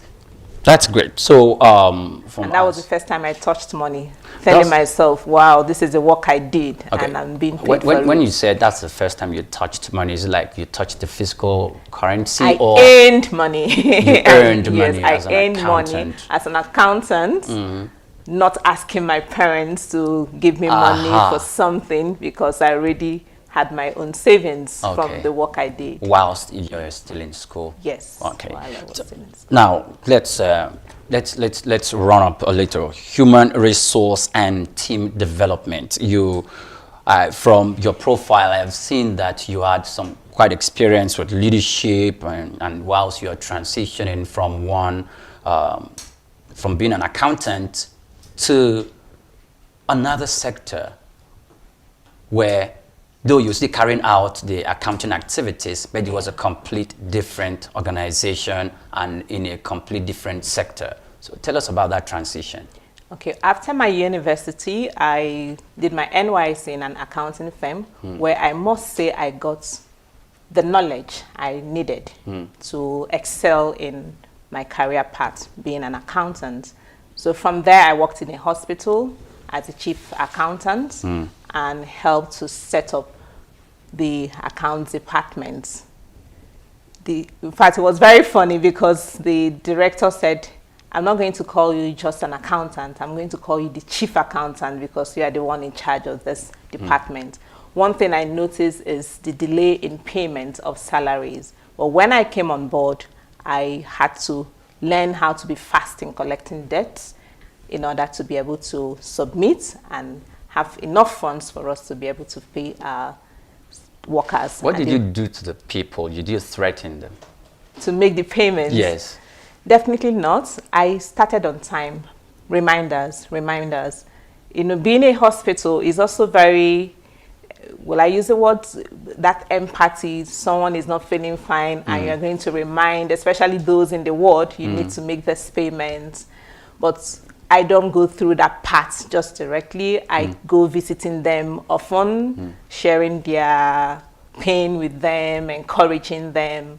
And in fact, the patient will be the one telling, whether it's the parent or whoever has to make the payment, please, we need to settle, just because of the route I was following. Yes, I was able to make sure that debts were settled in good time in order to be able to pay them salary before the end of the month, of each month. Okay. You're still watching Career Success on Achievement Channel. We're going to break shortly and we'll be back in a moment. Do stay with us. Do you feel terrified when speaking before a group? Are you stressed when asked to present? Do you bore people when speaking? Are you stuck with reading word for word? How do you give a speech with polish? Learn how at the School of Eloquence, the home of public speaking. For private coaching in public speaking, call 0802 303 2066 or log on to schoolofeloquence.org. School of Eloquence, teaching the world to speak. Welcome back, and many thanks for joining us on the program Career Success. I'm still having a conversation with Doreen Onyekwelu, an accountant, with an expanse of 28 years in the profession. Welcome back, Doreen. Thank you very much. Now, let's talk about some of the challenges you encountered whilst you're practicing your profession, and some of the hurdles you needed to, to scale over, some of the mountains you faced as a practitioner. Tell us about it. After my master's in accounting, same university, I got a job as the accountant. There was actually an accountant there already before I joined. But on getting there, I realized that there weren't accounting manuals. I was learning from what I was seeing. Nothing was laid down. The onboarding wasn't so fantastic. I told myself that whatever it is that I'm learning here or doing here, I must document everything to make it a lot easier for those that will come after me to have something to rely on and make onboarding easier for them. So that I managed to achieve, setting up all the accounting manuals. And from there, we transitioned from the manual aspect to using QuickBooks. QuickBooks is an accounting software which many companies use, so that helped a lot. It's a manufacturing company, and it's already a different set from the hospital. So hospital, you're talking about the income and expenditure, profit and loss services, but this is a manufacturing company. It's also helped me to practice more of the things I learned in university, like cost accounting and management accounting, which is a different set of accounting from just the financial accounting. Okay. Oh, so the kind of accounting that you practiced and executed when you were, working in the hospital is different from that Completely which different. obtained from the In a manufacturing manufacturing sector. company, yes. Now you were saying something about one of the companies where you worked for. There were no accounting standards or manuals to guide procedures to guide the accountants there. You set the record straight there. Didn't you encounter any of the accountants who were in that company who came after you? Yeah, Were there cases like that? Yes, there was a big challenge, but I really overcame, and I thank God, because there was an accountant, so I was I was the second accountant. Okay. And 6 months after my confirmation, I was made the financial manager, and this accountant was still there. So you can imagine how it will look like, and a male at that matter.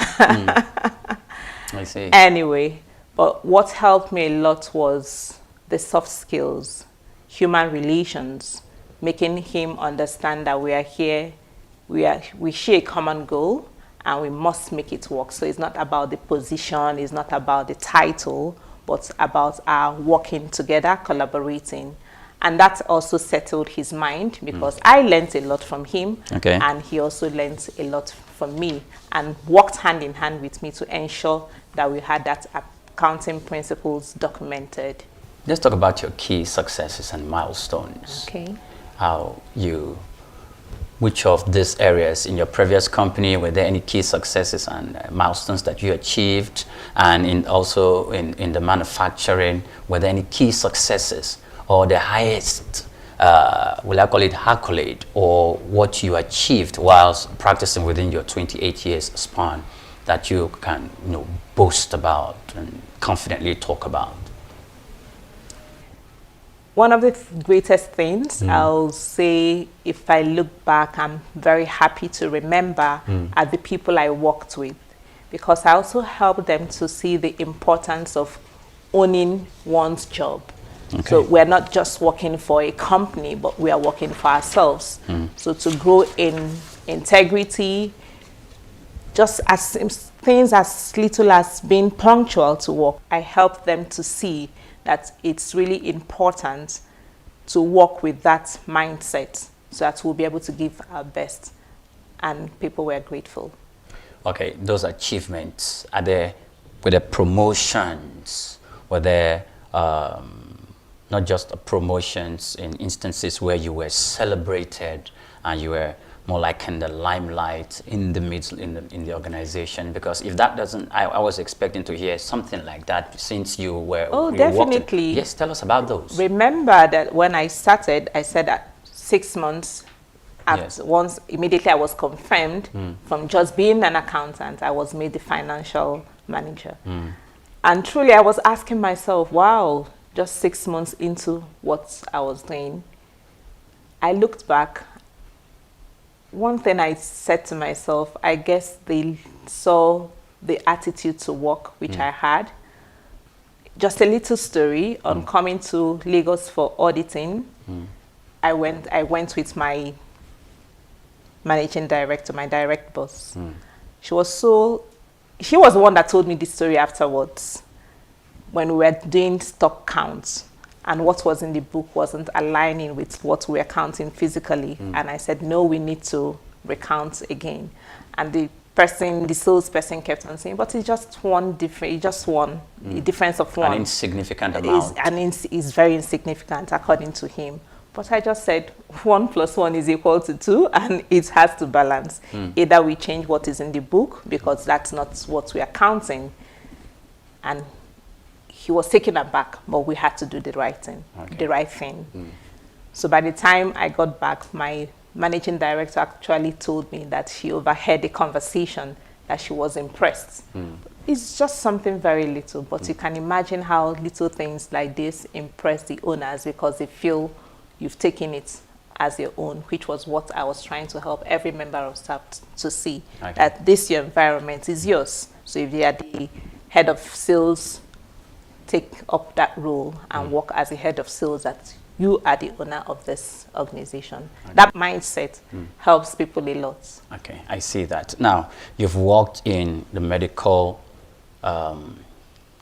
sector, in the industry, you moved to manufacturing, and finally, you transitioned to education, which is, now you are the principal of one of the biggest schools in Lagos, Nigeria, the Lagoon School. You're not just the principal, you're also a member of the governing board. Right. How did you achieve that? Moving to Lagos to work in Lagoon School, I actually went to work as a director of finance and administration.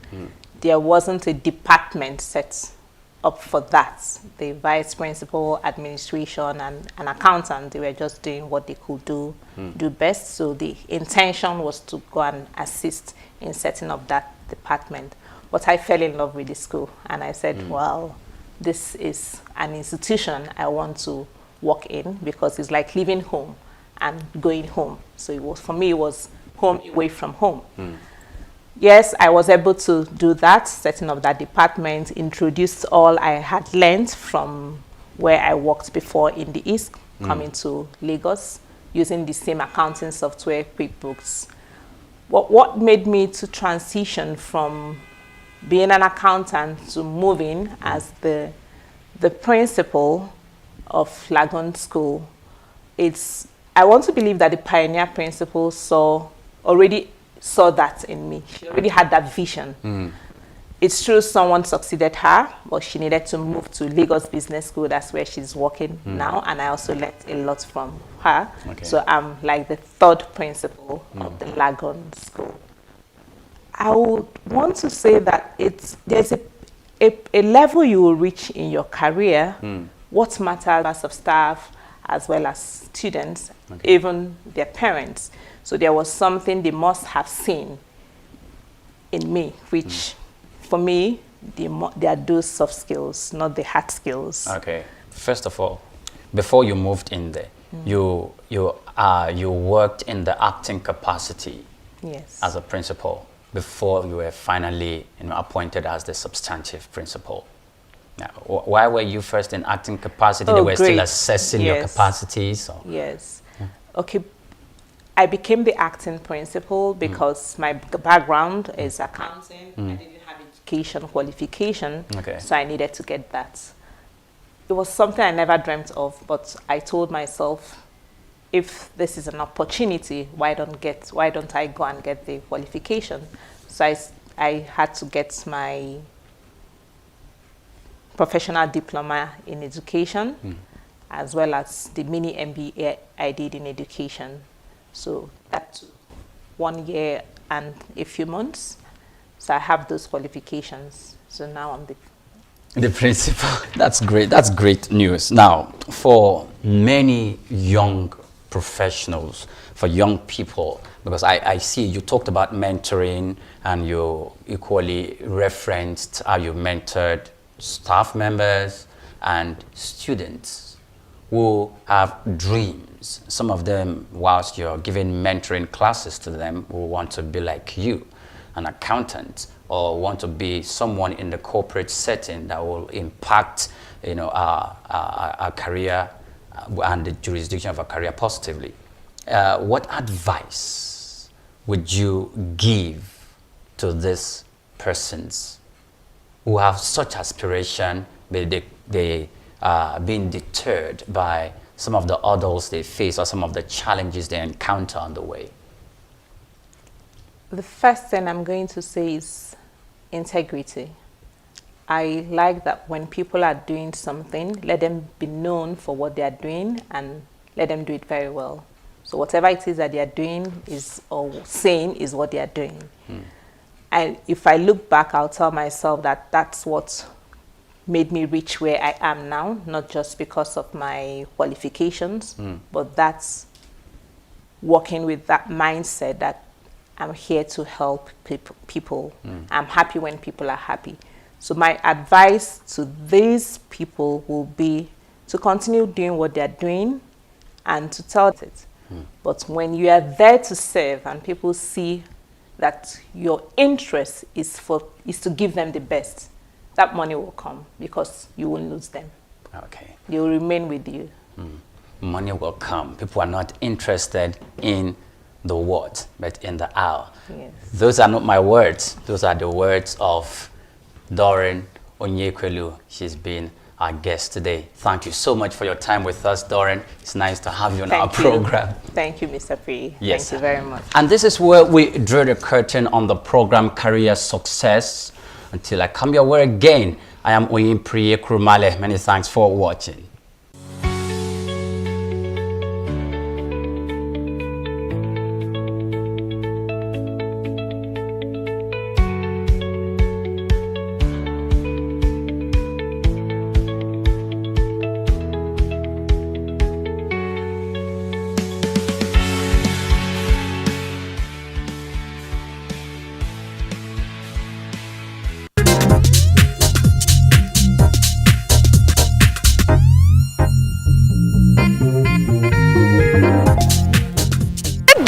Welcome to Eloquence. Have you ever been out to events or occasions where certain people are being called upon to give a speech?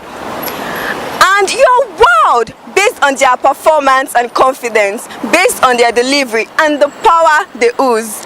Based on this, I'm in one of the streets in Lagos to ask for people's opinion about public speaking. Do you think public speaking is an inborn talent or a skill? Come with me as it samples people's opinion on this. I am Adeoye Damilola, and this is Eloquence. What do you think about public speaking? Do you think it is an inborn talent or a skill? Well, public speaking, it works both ways. It might be by skill and it might be by birth. Like, some people are naturally talented to speak, and I think we have that commonly than the one of the skills. It's an inborn. It is not easy acquiring that as a skill. Well, I think it's a combination of the two. You understand? It could be an inborn talent and also a skill. Some they develop years, why others is an inborn thing for them. They are able to face crowd, you understand? We have some of us that have phobia. Well, I think it's a skill, something you have to actually learn how to do. To the best of my knowledge, it is a skill, it's not an inborn talent. Yeah, we can say public speaking is an inborn talent, but it can be developed. I think it's both, really, because I believe that some people have it inborn and some people develop it as a skill. But you just need a certain level of confidence, to purport yourself to where you want to be. I don't think it's inborn. I think it could be inborn, but every skill in this life, you have to learn it from something or someone. So it's something you can develop. I think it's both, because some people are born with the talent of oration. They can speak very well, even when they're not educated. Some, they have to learn it to know how to speak, especially if you're a public figure and you think you speak in public and all that. That's why you have schools where they teach you how to speak in public, to have confidence and all that. So some people are born with it, some people they just have to learn it. I think it's a skill. It is a skill where people can develop it, and once they know how, they can gather the ability to do that. It is a skill. You can learn it. You understand? You can say, I can do this, I can do that. our government officials, our leaders, what do you think about their speeches? Most of them, I think they get the ones that are skilled with the public speaking to do that for them. Maybe because of their educational background. Some didn't get to finish school and all, so they are not really good in public speaking. They do more of speech, written speech. Most of them do read, and those that want to deliver 100%. So I'll say they read it. You know, it's quite obvious. You know, it's read. A lot of times they don't really pass the message across, and you can't blame them. You know, somebody has to work over what they are delivering onto us, and they don't do what they ought to do. At the end of the day, they mess it up. They are reading it, they are not delivering it. It's not, what I'm saying is that it's not purposely that probably they have it in their hand. It's possible they memorize it, or they have the point with them, they just developing one after the other. So they are reading it, they just don't deliver it. That's my belief. They actually write speeches for most of them. Meaning some people who took their time to go to school or go to learn all of those things, I mean how to read and write or something, you understand, I write for these people and they come to read to us. You understand, our leaders just say their mind to the guys who write, you understand now, and those guys write it for them, so they come to write another person's mind, in quotes, meaning their own thoughts must have been altered by some kind of writers or some kind of people who think they can write for the public or something. So they just read this. They just read the speeches out. So sometimes most of them read the speech. I would say they deliver, because at times when you peruse what the speeches they made, at times it's not all that right with the action.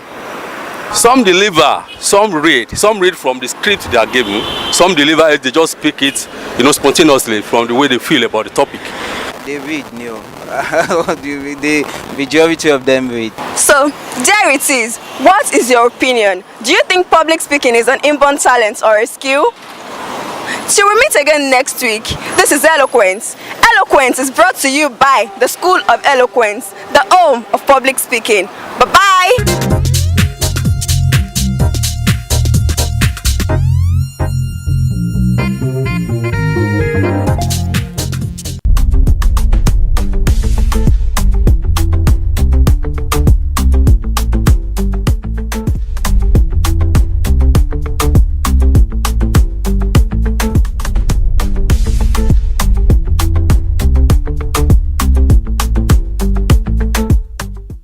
Welcome to Achievers Money.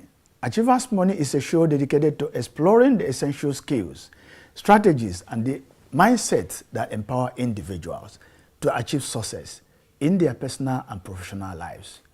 It's a platform where viewers gain valuable insights from experts and thought leaders across various fields, learning how to overcome challenges, maximize their potential, and ultimately achieve their financial and life goals.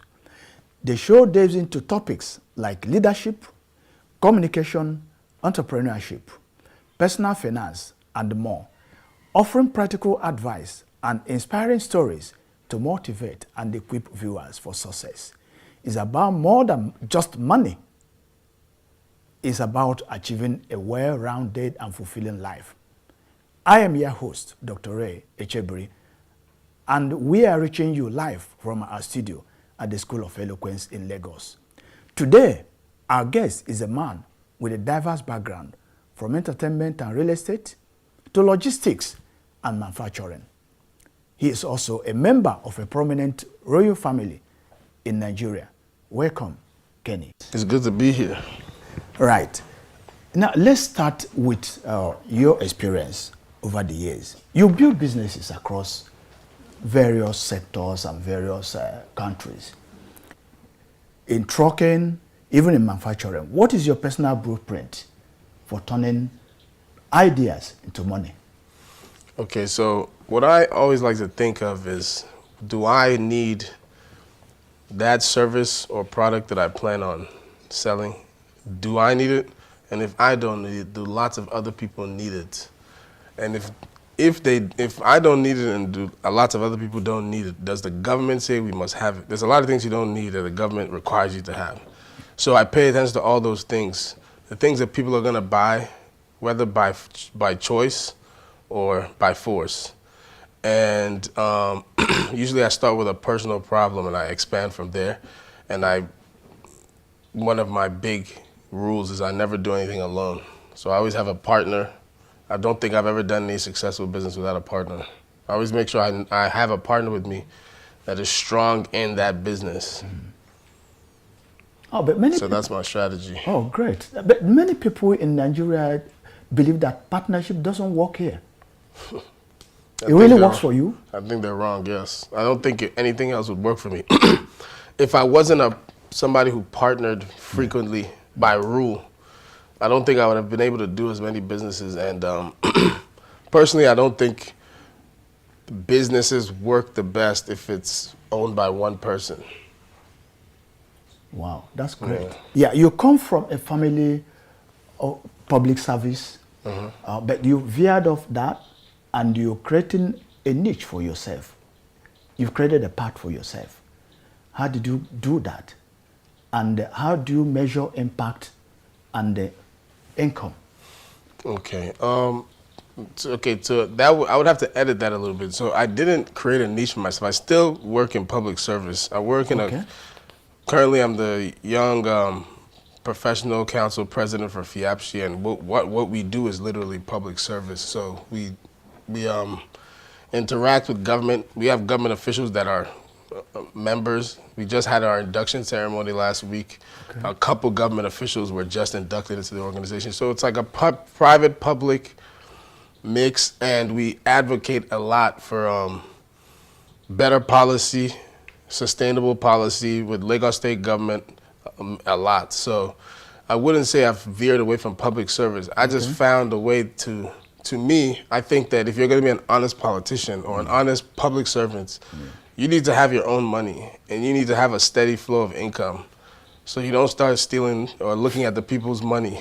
That's the way I think.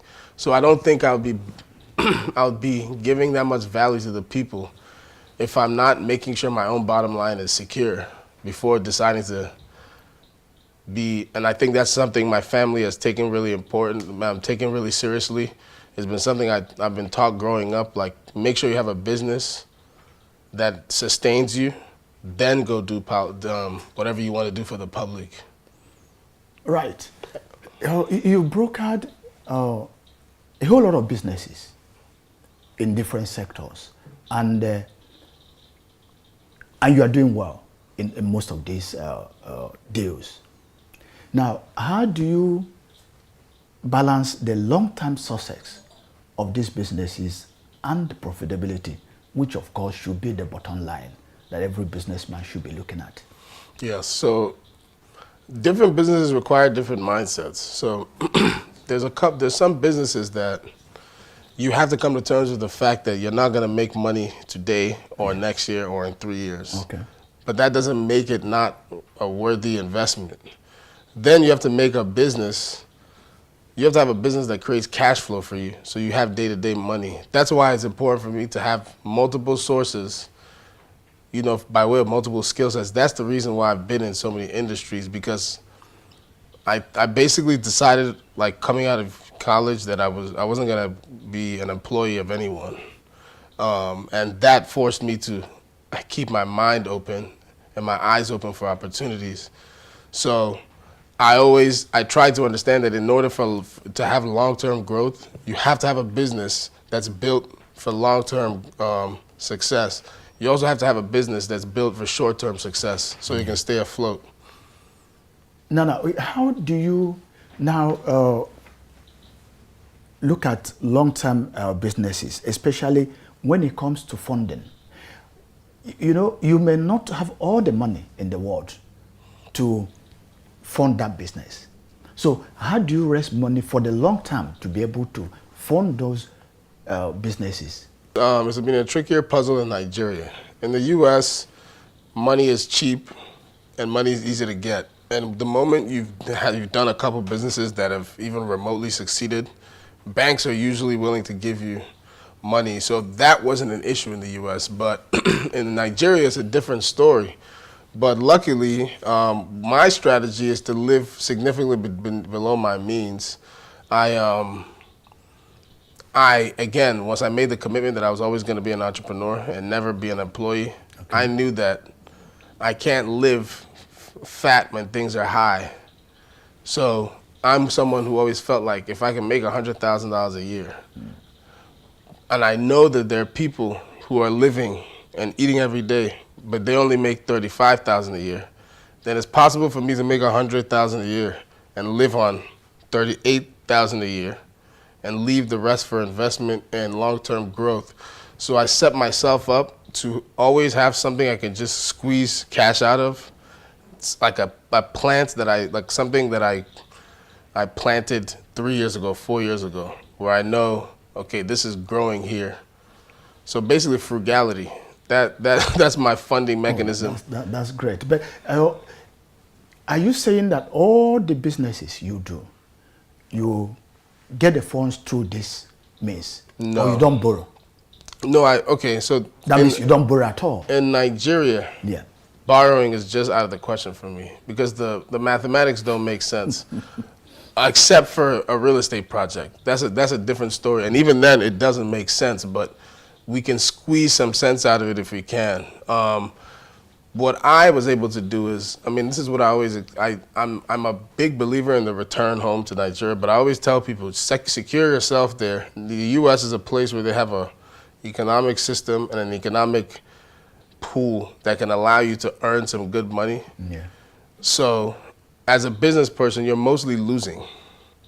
Every serious business person knows that you're losing, and then 1 or 2 good decisions are what carry you most of your business career.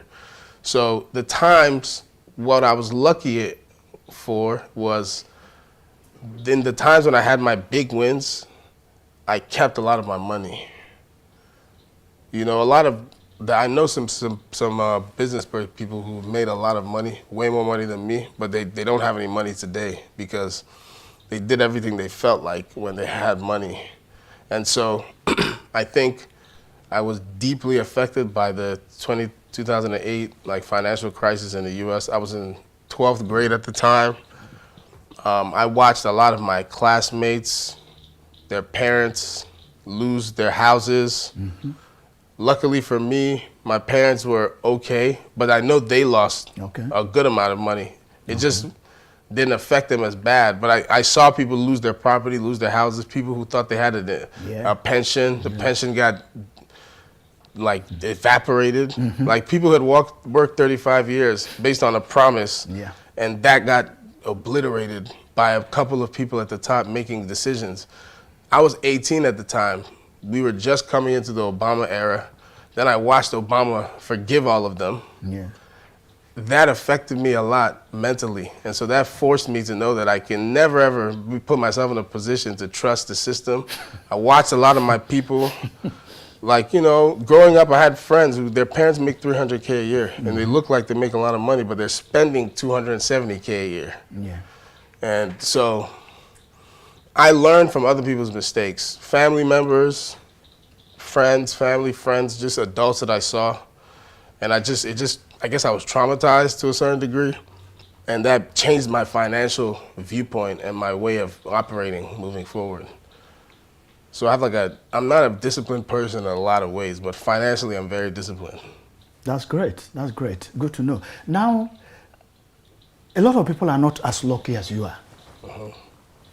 In the sense that you were able to get a whole lot of money to fund your dreams here in Nigeria from your own personal savings or maybe, some other investments that are yielding you some returns. Yes. But now some people have some dreams and they need to fund them. And the only advice they have, the only option they have is more or less to go to the bank to borrow. Yes. And the rate is in the region of 30% now. So what is your advice for those people? Yeah, so for people in that situation, I say it's very important to, companies do this all the time, but I think human beings can start doing that, families can start doing that. First of all, do a feasibility study on the thing the project you're trying to embark on. Do you make enough do you have access to enough money? Do you know people who are willing to loan it to you? And are you even comfortable taking these loans from them? I know people who would give me money today. I feel very uncomfortable taking it because I'm not gonna prospect with somebody else's money and then tell them stories. So you have to gauge your own comfort level. Some people have to come to terms with the fact that we can't do this. I need to work for a certain amount of time. Now, I say I never wanted to be an employee personally, but I'm not one of those people who speaks against it. Definitely, I know some people who were able to launch some pretty good businesses because they held on to their job for another 4 years and saved, you know, and over time, you have to come to terms with your limitations. There's a lot of projects I want to take on. I want to build a skyscraper. I can't right now. Okay. I have to come to terms with that. One day maybe I will, but I have to build myself towards that. Come up with a plan for how you can come as close as possible to it and try your best and definitely engage in partnership as much as you can. Networking. Great. And it's been a very interesting discussion. We need to go on break now. Okay. When we return, we continue with this very exciting and interesting discussion with Kenny.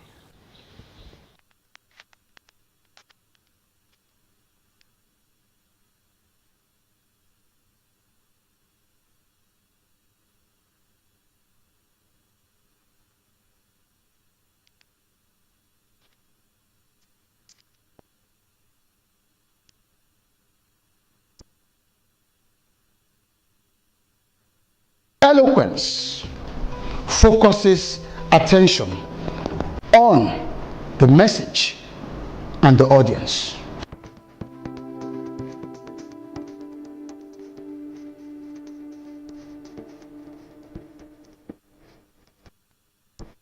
I find it very interesting, exciting, educative. It was very beneficial. Definitely would learn a lot, a whole lot. Thank you. The delivery was second to none.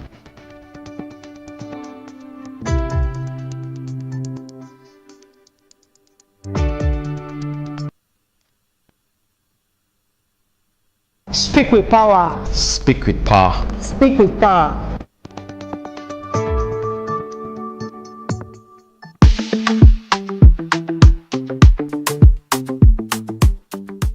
Welcome back. It's still the Achievers Money, and we still have in the studio Kenny. Kenny, it's been an interesting discussion. Definitely. And let's continue. Yes. Now, it does appear you have a way of spotting where the money is.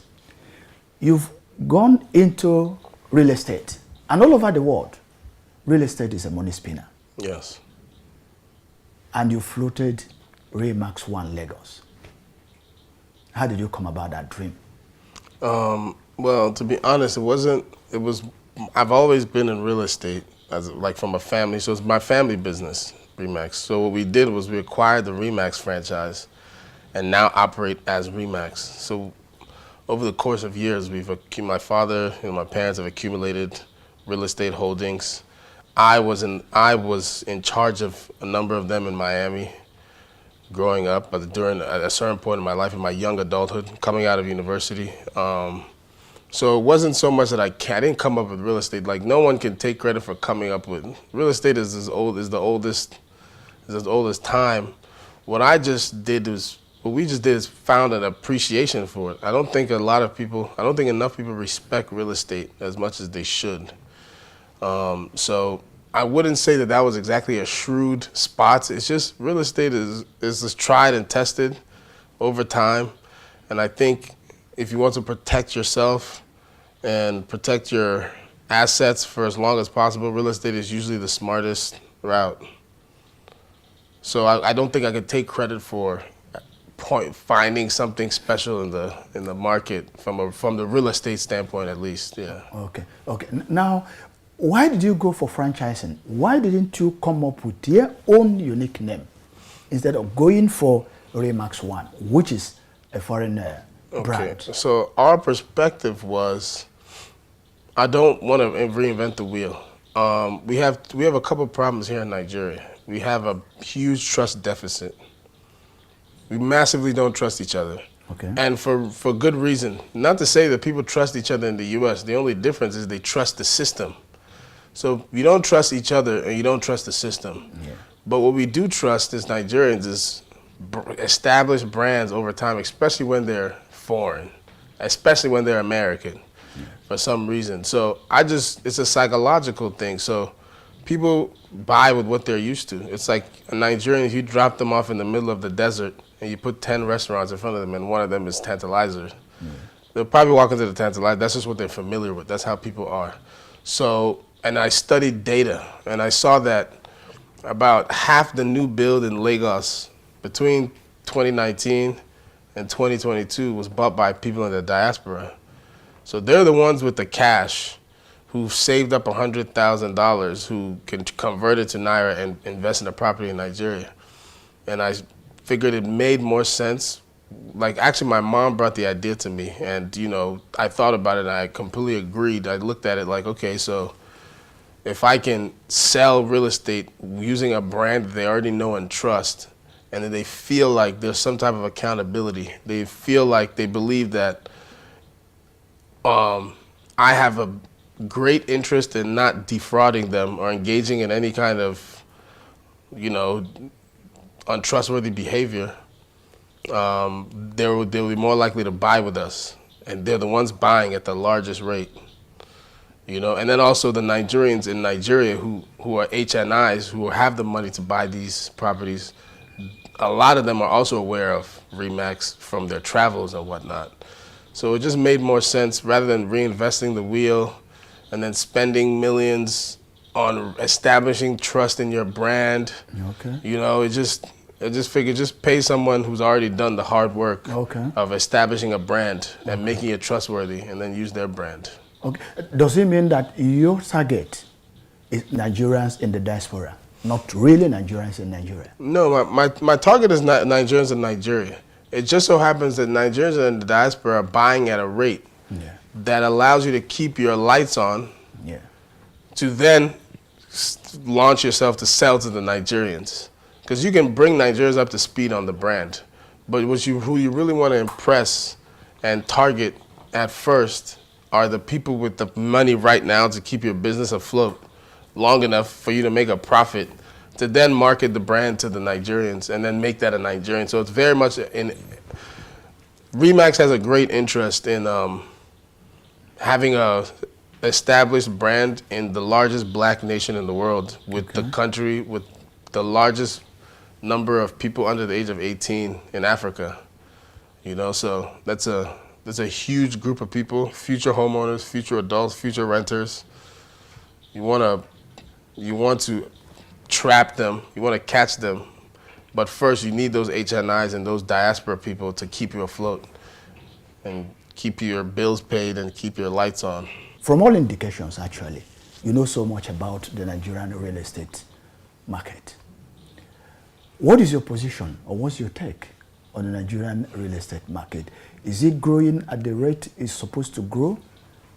Or are there impediments, if it is not growing at the rate it's supposed to grow? Are there impediments, things that are not making it to grow at the rate it's supposed to grow?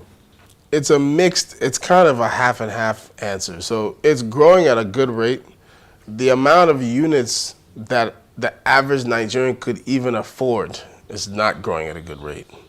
So what that means is we have a lot of real estate that's unoccupied. We have a lot. I mean, I know if you use you're from the Southeast, you go to the Southeast, there's a high volume of real estate, like value-wise, that's unoccupied. If you go to some places in Anambra State, you have 1 billion Naira houses, and there might be 100 of them in one community. That's 100 billion Naira worth of real estate that's unused because the owners in Lagos or Abuja or in the US or in London or wherever they live. Lagos, same thing, a lot of like land banking, you know, real estate banking. So there's a lot of unoccupied units in Ikoyi, VI. We have a shortage of affordable housing, which is making the price of housing inflated, which is good for like the real estate professionals as it is now. I don't think it's a good formula for the polity at large, We need a lot more affordable housing. In order to make affordable housing, we would have to get into way more creative ways of debt. They would have to make debt cheaper. They would have to create, using different financial mechanisms, create a way to allow the average Nigerian to be able to one day own a home. There's many Nigerians who rented for years and years and years and had to save up for 30 years just to finally build a house. If you're working, if you can keep a job for 30 years and it's a solid job, you should be able to own a house, in my viewpoint. There's many teachers, university professors, many people, civil servants. Maybe they won't have the house they want, but you should be able to own a property that's yours that you can give to your kids when you die. Yeah. And I think that's very, very doable if we're willing to be creative, like financially, private sector and public sector working together. So in Nigeria, mortgage is an issue? Mortgage is a huge issue in Nigeria. It's a very huge issue. And what do you suggest, what are the ways we can get around that?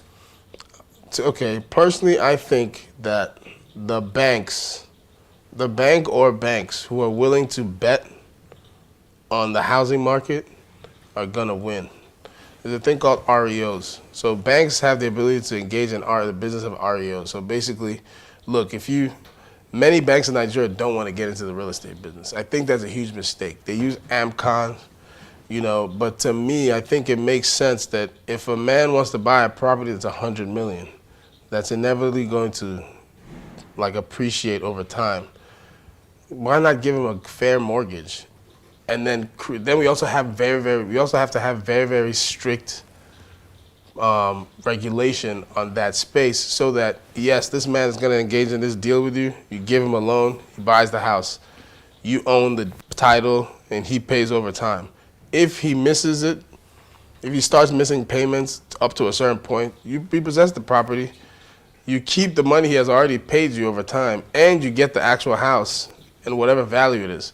But a lot of banks don't want to get into that business. I will never understand why a bank doesn't want to get into the REO business. But the first bank to decide that I'm going to give people mortgages, I know there's a bunch of microfinance. You go to a bank now, they have like 18 G-Wagons parked in the parking lot because they've collected people's stuff. But the issue is that you have a G-Wagon. That is going to depreciate forever and ever. If it's parked in your parking lot for 1 year, it's lost 1 year of value. In that 1 year, they've made another G-Wagon. So that's the issue. So the moment they're ready to face the real estate industry and actually stop being afraid to run a real estate division in their banks, they'll always be scared of the mortgage space. Okay, now the next issue I would like you to discuss is entrepreneurship. When should entrepreneurs exit if they are struggling with a particular business? Okay, that's also an ethical question to me as well, because I'm like an entrepreneur, and I personally think you have an ethical duty to, like, for example, if I start a business, I have a bunch of people, I told them to come work for me. We're gonna grow this thing, blah, blah, blah. I've told them all. If the thing starts going bad, I have an ethical duty to make sure I make it work for the sake of a lot of these people. Some people have given up one job to take the job with me, a job that they could have built their future with. So I think ethically, you should definitely try your best to see it through. So I think it very much matters what the reason for exiting is. If you're exiting because you're at your own limit and there's a company or a business that has way more tools and leverage that can make that company bigger, for example, I think you have a duty to, you have a fiduciary duty to your investors, to yourself. You can make some good money, and a lot of your employees can become part of a larger organization that could take them places they couldn't be, or some of them can take a payout as, original founders. So I think that if you can come out without damaging too many people's lives, get out of it as fast as you can. If you're getting out because it's not working at all, right. If you're getting out because it's not working but it can work, you just don't have you're just not the person who can take it to where it's supposed to go. Then there's also taking on partners. You don't have to exit. There's also taking on partners.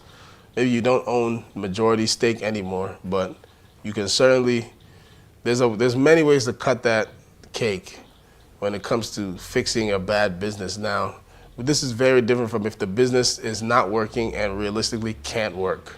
That's a different story. But if it's a business that can work and it's just not working under you, maybe take on some partners. Right. Kenny, one last question, and it's about the youths. Yes. Many of them have this entrepreneurial fire burning in them. They want to start their own businesses. Some are also there trying to make money very quickly. Yes. What is your advice for the Nigerian youths? Those who want to start their own businesses, how do they go about it? What are the right steps that they must take? Okay, so one of the things I always tell young people is be very self-aware. Self-awareness is one of the most important traits because it allows you to know who you are, audit yourself accurately, audit your surroundings. There's some businesses you just simply can't get into because you're not in a space to get into it. But you can get yourself into that space. So I always tell young people it's very important to network as much as you can, provide value. One of my lucky traits is that I don't have this sense that I'm not afraid to be used. So I think a lot of people, in order to not be used, they never want to do anything for free. Someone who has value and that you need isn't going to hang around you if you're not giving them value. And if you're making them pay you for the value, it's like, fine, I could just go hire someone else. For someone to give you the chance, for someone to give you an opportunity that on paper you might not deserve. Maybe you deserve it spiritually, maybe maybe you deserve it, but on paper, no one can prove that you deserve it. For someone to believe in you and give you those kinds of chances, you have to, one, be willing to provide value without asking for anything in return. That's something that I've always done. And network, take advantage of the people around you and find ways to give them value and grow. That's how you get into rooms. That's how you get opportunities. The reason why you're even allowed to be here is because someone is benefiting from you being there. If you work really hard to not allow people to benefit from you, you'll get the kind of outcomes that comes with that. I see a lot of young people. I know in Nigeria they won't use my head, and I'm like, you probably should let them. That's what's going to allow them to bring you around, call you when this is happening. Oh, come around because you're valuable. Then that's how you network and leverage your network and all those things and take advantage of it for the short and long term. And be honest. If it's fast money, question it. Some fast money is real and pure. Sometimes, if you're lucky, once in 100 times, there's fast money that's real and pure. But more than likely, it's not real and it's not pure. Try to avoid it if you can. Be honest.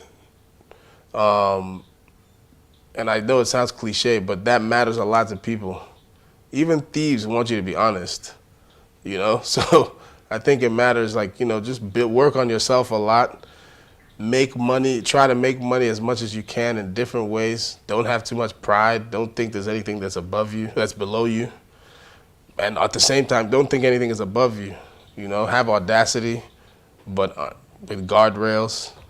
These are things I would tell young people. I see this every day. I see a lot of young people who could squeeze more juice out of the orange of life, but they don't due to certain maybe character flaws, not believing themselves, believing too much in themselves, all these different things. So definitely audit yourself, be very self-aware, and work on yourself constantly. That's what I would say, tell to the youth. That's straight from the expert. These are things you may not be able to learn in a business school, but we got all of them here from Achievers Money. Thank you very much, Kenny. You're welcome, sir. Bye-bye, viewers. See you next time.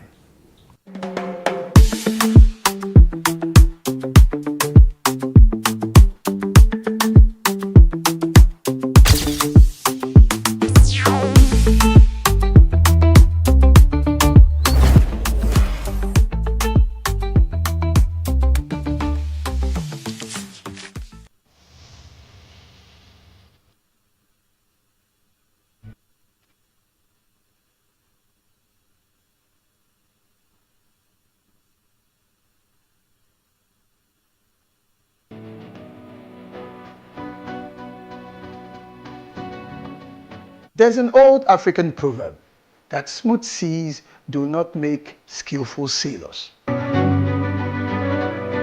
Just imagine life as a voyage and a quest, and you are the sailor. Indeed, the navigator, and your dreams and your aspirations for greatness and for goodness represent your destinations. Hello, dream chasers and future history makers. Welcome to another timeless capsule where we dive deep into the wisdom of ages to fuel your journey, your quest, your desire towards greatness. Today, we're setting sail on the vast ocean of life, guided by an ancient African proverb. Smooth seas do not make skillful sailors. Think about it. If life were always calm and predictable, how would we grow? How would you learn to navigate the storms, harness the winds, and chart our own course towards our dreams? It is indeed, and in fact, the challenges, the setbacks, the unexpected turns, the twists, those difficulties that truly shape us into the capable, resilient individuals that we are meant to be. Just like a skilled sailor relies on their experience and knowledge to conquer the roughest seas, we too must draw upon our inner strength and determination in order to overcome some of life's obstacles that stand between us and our aspirations. Remember, every challenge is an opportunity in disguise. It is a chance to test our limits, to learn new skills, and to emerge stronger than ever before. In fact, as the great Jim Rohn once said, it should make us stronger, wiser, and better. And that's why we must embrace the storms no matter what happens. We must embrace setbacks, for they will teach us valuable lessons. We must also embrace the detours, for they may lead us to even greater destinations than we originally imagined. That is a very important lesson for you. I know it's not always easy. There will be times when the winds are against you, when the waves crash over your bow, and when you feel like giving up. I know. But in those moments, remember the words of the great Nelson Mandela when he said, "It always seems impossible until it's done." So keep your eyes on that horizon, your dreams in heart, and your spirit unwavering. You are the navigator of your own destiny. You have the power to turn those challenges into triumphs, setbacks into comebacks, and dreams into reality. So, let the winds of adversity blow. Let the waves of doubt crash against you. You are that skillful sailor that is capable of navigating any storm. And remember, the greatest rewards await those who dare to venture into the uncharted waters of their own potential. Set sail, my friends. Embrace the journey, and may your voyage be filled with courage, resilience, and, of course, the unwavering belief that you are destined for greatness.